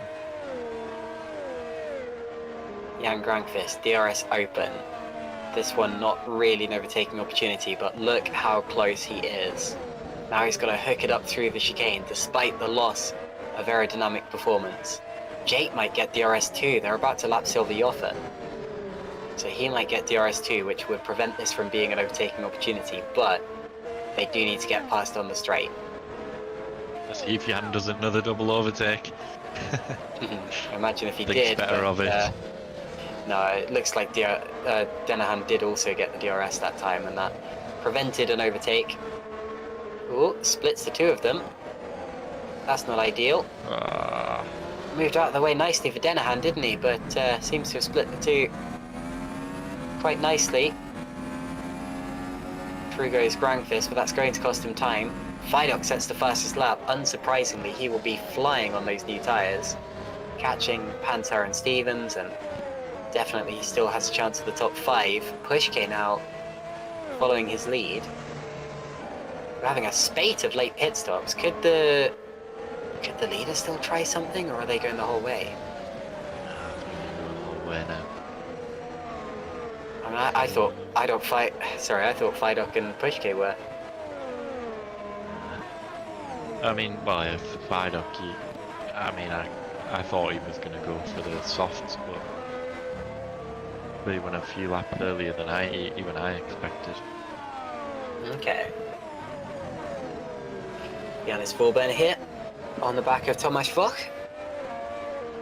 Vidok's lap, by the way, the first one under 1:30 in this race so far, so still a good way off the supposed lap records here, but at least they are now under 1 minute 30. Quite impressive lap times for what is a decently long Grand Prix circuit, about average length for a Grand Prix circuit of this type. We've got an interesting comment in the YouTube chat from Owen McGorgy. He said that if the leader's box, he will retire from GPV. So, how much do we need to pay Granquist and Denahan to do a pit stop? So McGorgy has to retire from GPVWC. I'm sure some of the SL2. I'm sure some of the SL2 guys are on the phone to Super Venturi and Ed. The SL2 guys are going to be jumping into the voice channels and everything. Yeah, I don't see either of them stopping at the moment, but it's a shame. Szymon in the VC with Jake, says Owen. Lovely. It's become a more common thing, hasn't it? Like seeing especially a lot of the young guys just hanging out in VCs together during the races, even though they're not even. I'm like that as well. Interesting. I couldn't. But I do that with Realish, but then again, no one takes Realish seriously. But if you, fair enough. No, it's basically just me and a bunch of my friends who do some racing every now and again. But then you also get, I mean, GPVWC, I get so distracted. I mean, sometimes I just like to zone out, whereas majority of the time I don't know, I didn't need somebody to talk to. Get bored. Fair enough. I mean, I isn't bored right now though. Yes. So much back. Probably looking in his mirrors, left, right and centre, Warbond's on an absolute charge on his Warbond on the medium. Ooh. It's very tight, no, he's on the hards. Gets the move done, gets a stop just about. There he goes. Back's going to drop a couple of positions, it looks like. Quint's on the move as well. Here comes Mike Quint. Ooh, little touch. Very little touch, but he gets through. Pushke fastest of anyone now, so every time someone stops, we immediately see them lighting up the timing screens, and I guess that does make quite a lot of sense, but there you go. For the Stax drivers, the two fastest on track. Indeed. Mike Quint, I'm surprised his strategy's worked out so well actually, but it really has. He has been one of the surprises of this race, I'm not going to lie, and definitely the most entertaining driver out there. Looks like Chris Shepherd's gained the most positions, mainly due to retirements occurring behind him, but still, that's notable. Could end up scoring a point at this rate, but got to gain good amount of time, probably waiting for someone to retire.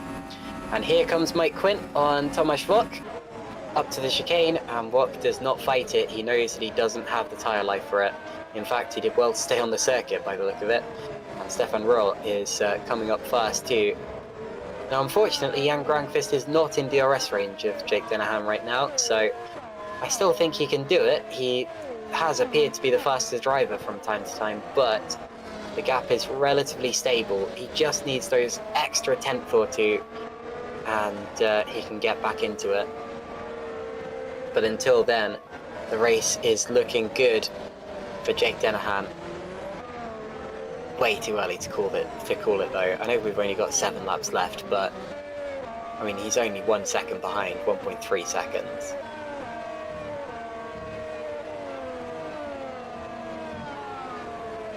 It's up and down a little bit, but right there yet. But you never know. There's still 7 laps to go in the race. Absolutely anything. Here we go. Robin Panzer, Tom Stevens, and you see Fidok approaching from the background. So David Fidok still senses a top 5 result. I think whatever happens to Fidok now, 6th will be his... I mean, he'll be 6th at least, won't he? Because Vauburn's a good distance back and Fidok is gaining time. So even if he was to be given a 10-second penalty at this point, he would still be 6th. And I guess now he's got nothing to lose. So push, push, push. See what you can do, David. And there's a good few cars ahead to be picked off. Through the arena section they go.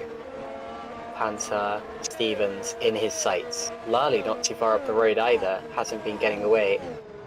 And Granqvist has seemingly lost a couple of seconds. I think he's... I mean, was he maybe held up in traffic or something? No, it can't be, because we've only lapped you off it. Behind him, yeah, still. I'll tell you what. So, Granqvist must have made a mistake. I know, he's probably going to get a penalty, but Fidok's only 2 seconds behind. Sorry, did you say Granqvist might get a penalty? I meant Fidok. You meant Fidok? No, Granqvist.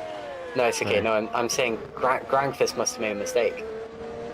Yeah, he must have. Sorry, I was on about something, like, on about Fidok separately. That's okay. Well, we haven't got a replay or anything. It could just be tyres as well, maybe. Was it Dennehan who? No, sorry, it's the first. Granqvist? In the first sector, Granqvist lost 1.5 seconds, so it was this one particular sector, and then he was actually quicker in the others. So it was. Oh, is Joffe going for it? Oh. Why? No. What's the point of that? He's not quicker. What's he trying to do? I think he is quicker, but it's just like Ocon Verstappen. There's probably no point in it really. Silver, P18, quite a way back from points. Sorry, I don't mean to be rude about that. I'm just a little annoyed because I was looking forward to a good end to this race, but I reckon Dennehan's got it in the bag now. Anyway, oh, Quint going a little wide. Got past Vauburn and then locked up. Still P7 as it stands. Anyway, we do still have something to look forward to in the remainder of this race. We've got Lally versus Stevens versus Panzer versus Fidok. And what a fight for the final spot on this podium we have in store for us here. The win may not be up for grabs anymore. I think that's probably going to go the way of Dennehan because I don't see him making a mistake worth 3 seconds in the final 5 laps of this race. But at least we still have this squabble going on further back. Fidok clearly the quickest of this bunch at this point in time due to the tyres. Even though he's being held up, he's still setting the fastest laps.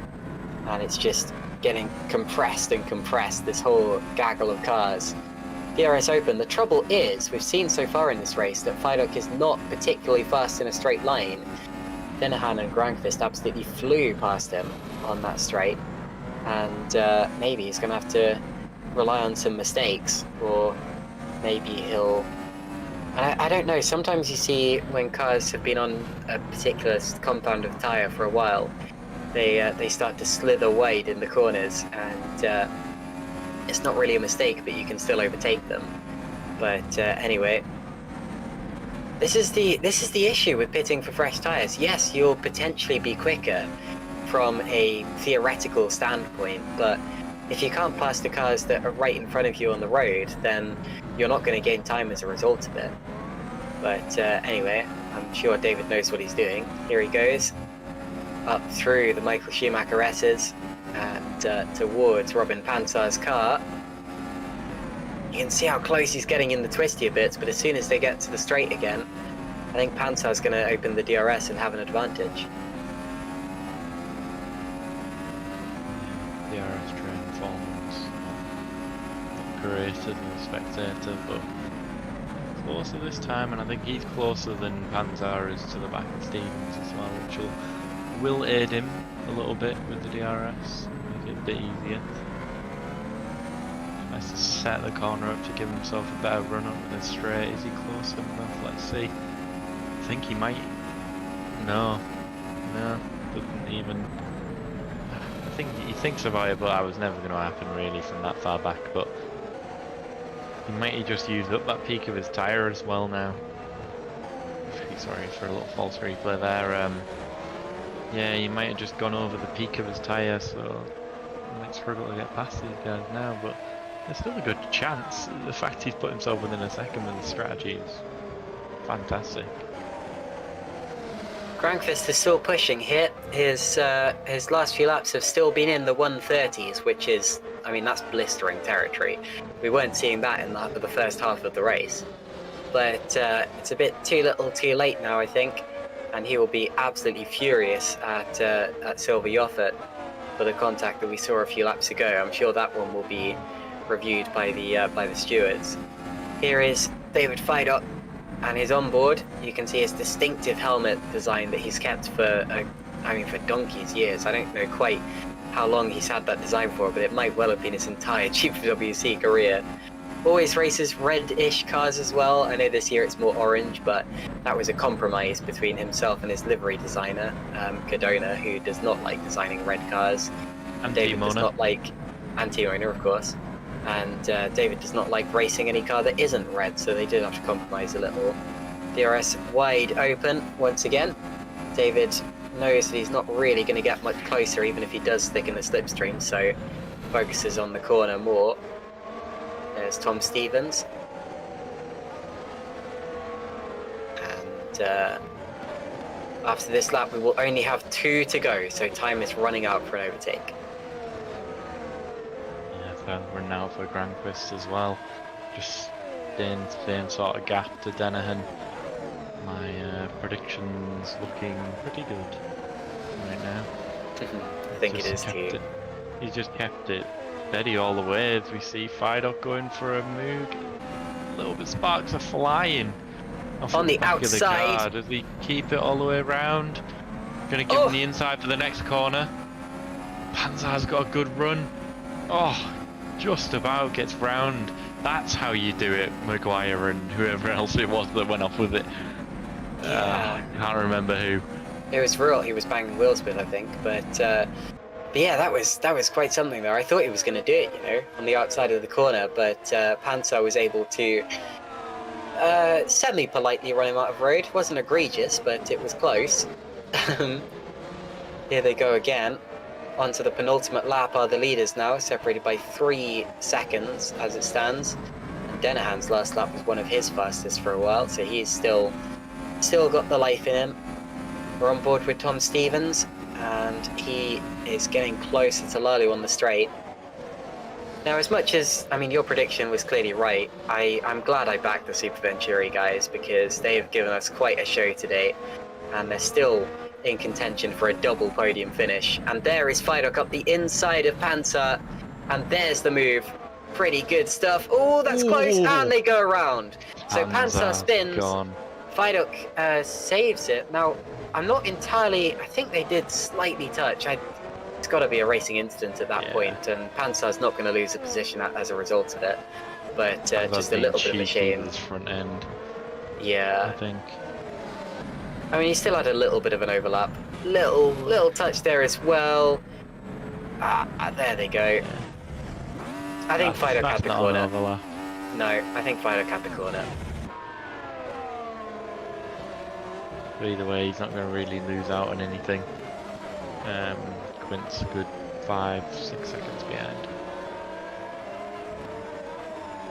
Here's the... Well, sorry, that's Grankvist and Joffert. There's Denahan leading the race onto the last lap now. And leading by 4 seconds as it is. It's not going to be an absolutely dominant victory of the likes that we saw last time out. But it looks as if he is going to win for the 2nd time in a row. Change of position going on further down.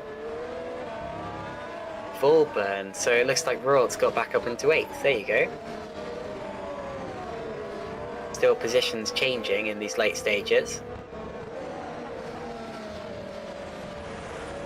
I wonder if... no, I don't think Frelik's going to be able to pick off Stevens on this last lap. There's a bit too much... I mean, Stevens is too fast in the straight line, and he himself is now attacking Jakub-Pekka Lalu.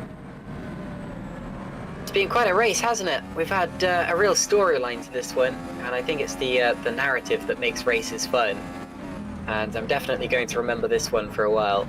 We have a good few things to talk about, from Denahan once again finding a way to win, to just how close the Super Venturi guys were, to David Feidock's unexpected pace, and Quint's unbelievable strategy. But at the end of the day, it is going to be Jake Denahan who once again wins in GPVWC Super League and extends his championship margin. And there is the checkered flag. So Jake Denahan victorious once again. Jan Grankvist is going to be 2nd. Who will be 3rd? Oh, and Steven gets it. Great What a move. Round the outside into the chicane on the final lap of the race. So Tom Stevens will be 3rd. And look at Feidock now. Feidock on the outside. Don't come together, guys, please. They're on the curb, and Lalu will be 4th. So there you go, a great race to the end. Denahan 2nd, sorry, Grankvist 2nd, Stevens 3rd, Lalu 4th, then Feidock, Pansar, Quint, Ruhl, Volburn, sorry, Schluter, and Volburn, as Volburn's run wide and through the gravel. And also coming through Tomasz Vok, River Machete. Here's a replay of that last lap move. Tom Stevens was gaining and gaining, had the DRS. I'm surprised that Lalu backed off so early, but I think he knew that Stevens was going to have the corner. Through he went, and Stevens, importantly, was able to keep the car within the confines of the circuit. Feidock's driven a great race as well, absolutely wonderful. But politest way possible, Lalu's got to be feeling like a bit of a mug there. That was such a good move from Stevens. Fair play. Sorry, it looks like why is Volburn showing up as ahead of Schluter? Because we saw them crossing the line, and Volburn was definitely contact between the two, and that's. But you see, that's Volburn getting out of. Has he let him go back through? Let's see what happens out of the last corner here. Schluter lets him through. So Schluter there, sensing a penalty coming his way, lets Volburn back through to P9. I was confused because I saw them coming out the final corner in the other way round. But that is very sportsmanlike stuff. And actually, I'm very impressed by Schluter today. That's easily GSR's best result of the season. And that'll take them away from last place in the standings. Ruben Machete was 12th as well. So GSR having quite a good showing from both of those guys. I'm actually going to say Mark Schluter is my driver of the day for that one, for coming 10th on his debut in the car that was last in the Constructors or the Teams Championship. Very impressive stuff, and also for showing sportsmanship and racecraft.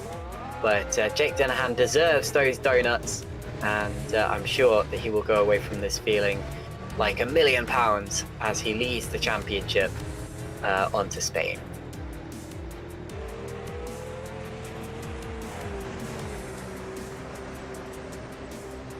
So there is your order. The rest of the finishing positions: Vok was 11th, followed by Machete, Pushke, Fournier, and Maguire. And then also finishing were Joffert, Shepard, and Poom. And then we had quite a few DNFs, I'm afraid to say. Doc Shukes, Luke Maguire, who was very happy to retire, Pupamuji. Pascal Polens 21st, then Daniel Stepkowski, Giuseppe Lino, David Wasserman, Alessandro Quinte, and Alexander Ragosa. Right, let's speak to some of the drivers who were involved in that terrific Grand Prix. We're going to go to the interview room. There you see the calendar for the rest of the season, but we will talk a bit more about that in the future. Okay, so first of all, since we don't have Jake Dennehan just yet, let's start with Jan Grankvist, who was second in the Grand Prix. Jan, what a race. That's your first podium of this season, and I think your first podium in Super League.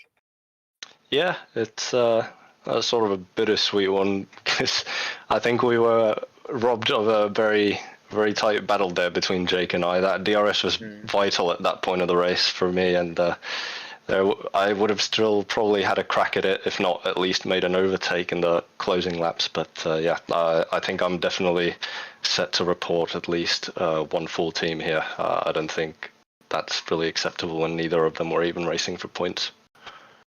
Yeah, I don't blame you, honestly, having seen what happened, but we will leave that up to the stewards. It seemed really difficult to overtake out there. I mean, we had DRS trains forming all over the place, and actually pulling the move was the tough part. Is there any way you could have got around Jake?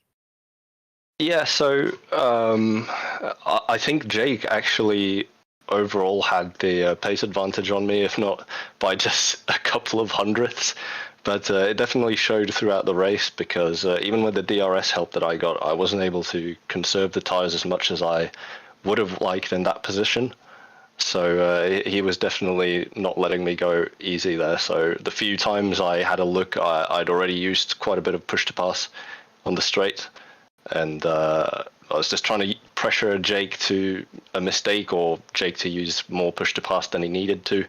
But Jake kept calm all race, and job well done to him, honestly. I'm really impressed by what he's been doing this year, and I really like the job that he's been doing so far. I was impressed by you in that race, and particularly that double overtake on the Nocturne, guys. Talk us through that one. Goodness me.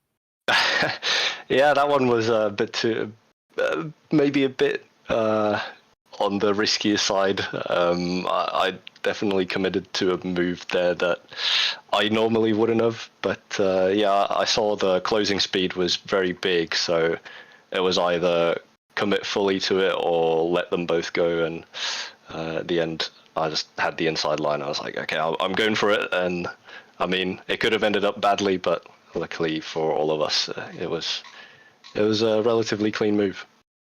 Now, you had some critics after the race at Saudi, a couple of incidents that you got involved in. I'm not trying to say that it was necessarily your fault, but how does it feel to come back from a race where you have had to defend yourself and been involved in a few accidents, and then still going out and being just as brave 2 weeks later?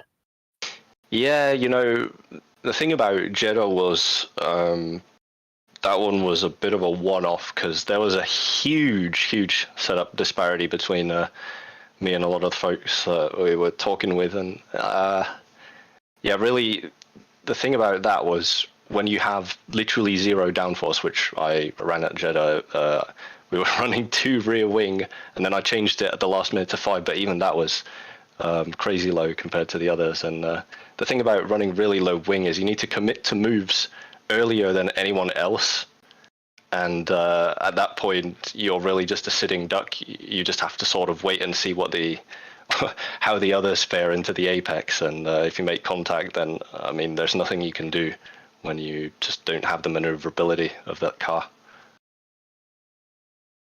Fair enough. So you kind of saw it as nothing personal. Let's move on to the next one. Yeah, absolutely. Fantastic. Well, you drove an amazing race today, and you very much deserve your first podium in GPVWC. Ryan, do you have anything to add for Jan here? Gran? Goodness me.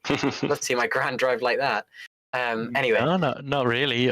I'm just going to say thank you. One of my pre-season predictions was that SV were going to be up there, and yes, obviously yourself and Lalu have sort of proved that today. So yeah, absolutely. Really interesting to speak to Jukka-Pekka as well. Yeah, very much a very job well done from him as well. I told him after the race, really proud of the whole Apart from thing. the final turn. Ah, yes. You'll have to Yeah, watch I that heard some frustration from his side, so I'm guessing, yeah, just final corner moment. Yeah, unfortunately, in his head, I think he'll know that Stevens pulled off an absolute fantastic move as well. So you'll have to watch that one back. But thank you again for joining us. Don't know who you want to move on to next, Caitlin. We've got Fidok and Lalu, and also Marco Frelik as well, SV team boss. So who next? We might as well bring in the teammate, right? That's what makes sense. Yeah. Let's go for it. Let's go for it. Jakopeka, hello. How are you?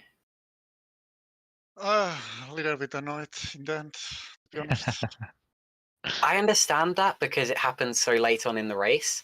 But even so, second and fourth is quite a position, quite a finishing result for your team. And I mean, you've got to take some pride in knowing that this is the best result for Super Venturi yet.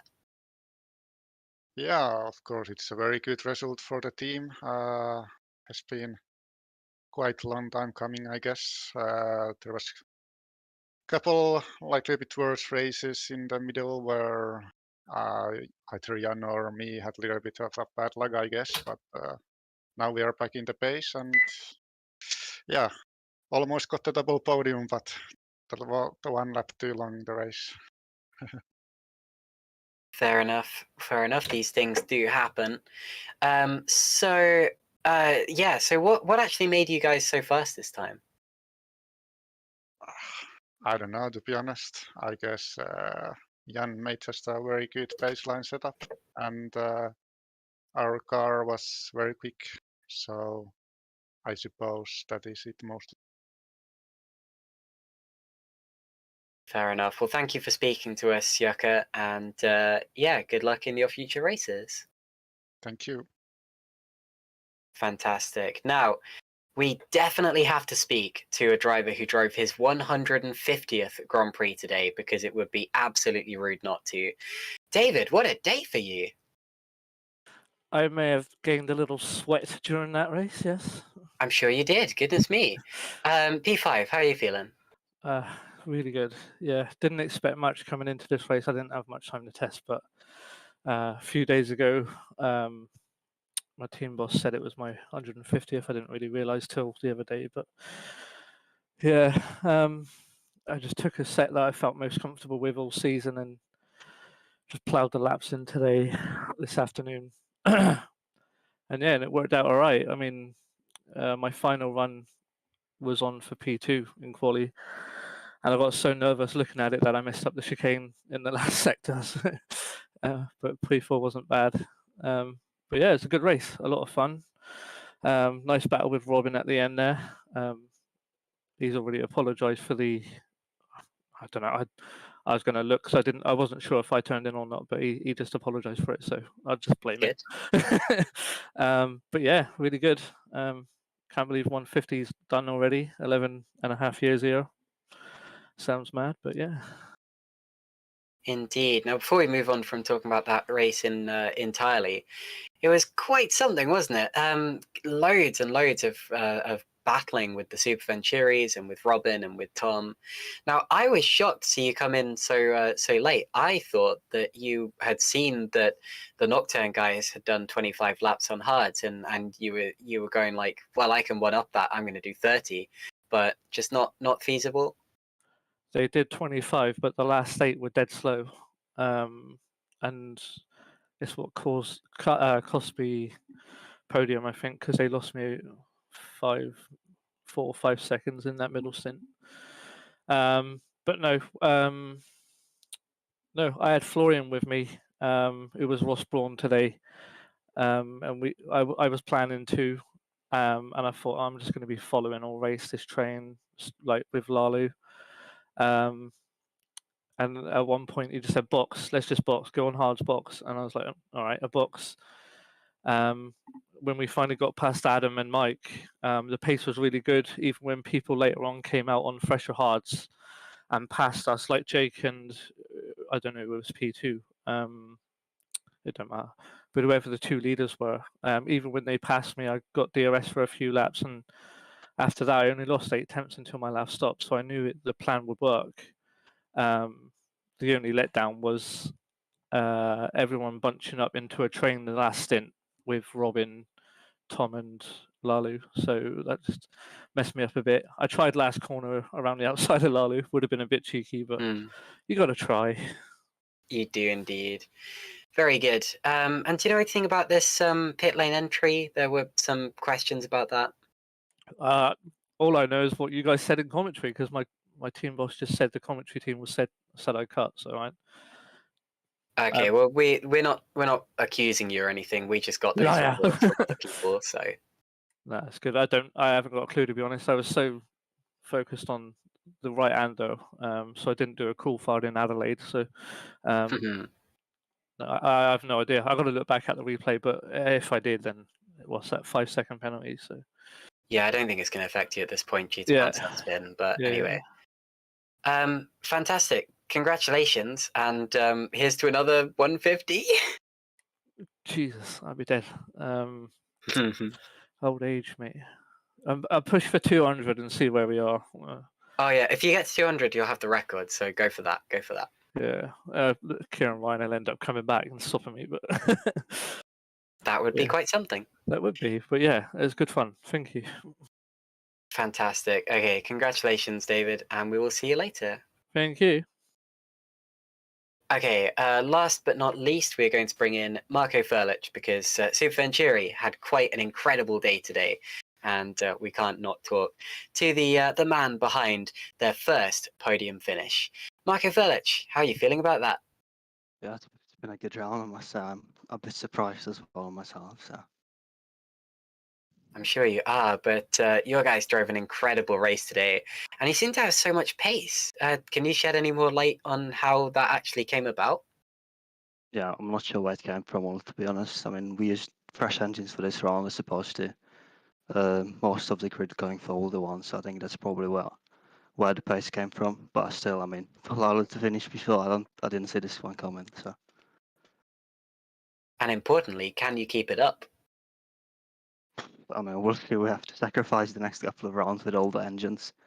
We're gonna fall off a bit as well in the development race, I think.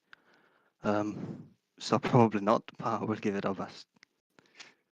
Then again, THR say that, and they're still coming on. They're still finishing on the podium every time. So anyway, yeah, absolutely fantastic race, and what a drive from Jan as well.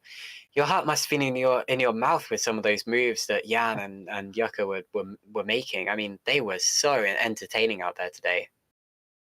Yeah, I mean, I was working until 10, so I was watching racing for most of the time and quali, and then walking back home, I had the race on my phone, so it was an entertaining watch, to be fair. Missed most of it, but at least I caught all the important moments. Fantastic. Well, congratulations, Marco. Sorry, I forgot to ask you with the last few, Ryan, but do you have anything to add? Or? Well, okay, sorry. Sorry. No, nothing really. I think you've covered pretty much everything in these interviews I wanted to add. Good. Lovely. Okay, well, thank you very much for joining us, Marco, and yeah, good luck keeping up that form. That was fantastic. Yeah, it's been a pleasure. Thank you. Okay, that's all we've got time for in this particular one. But thank you all very much for joining us. Make sure you join us for the next few races that we've got. We have Formula Sprint 2 at the usual time on Tuesday, and that of course is at Barcelona in Spain.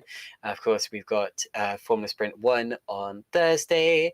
We've got Super Lights on, so that's next Tuesday, and then next Thursday, of course. Sorry, not next Thursday, but you know what I mean. The 2 Thursdays time from now, and same time as this, you have the Spanish Grand Prix from Super League. So there you go. Also importantly, we have a new track layout for that one, where we're cutting out the final chicane entirely, so we have an even faster home straight than usual, and a faster final corner. So definitely don't miss that. I think that's going to affect the racing quite a lot, and I'm looking forward to seeing how it goes. Like I said, thank you for joining me, Ryan, as well as Szymon Frelik, who was the broadcaster who provided you with the stream that you watched. And thank you to GPVWC for putting on a show as always. See you guys next time. Bye-bye.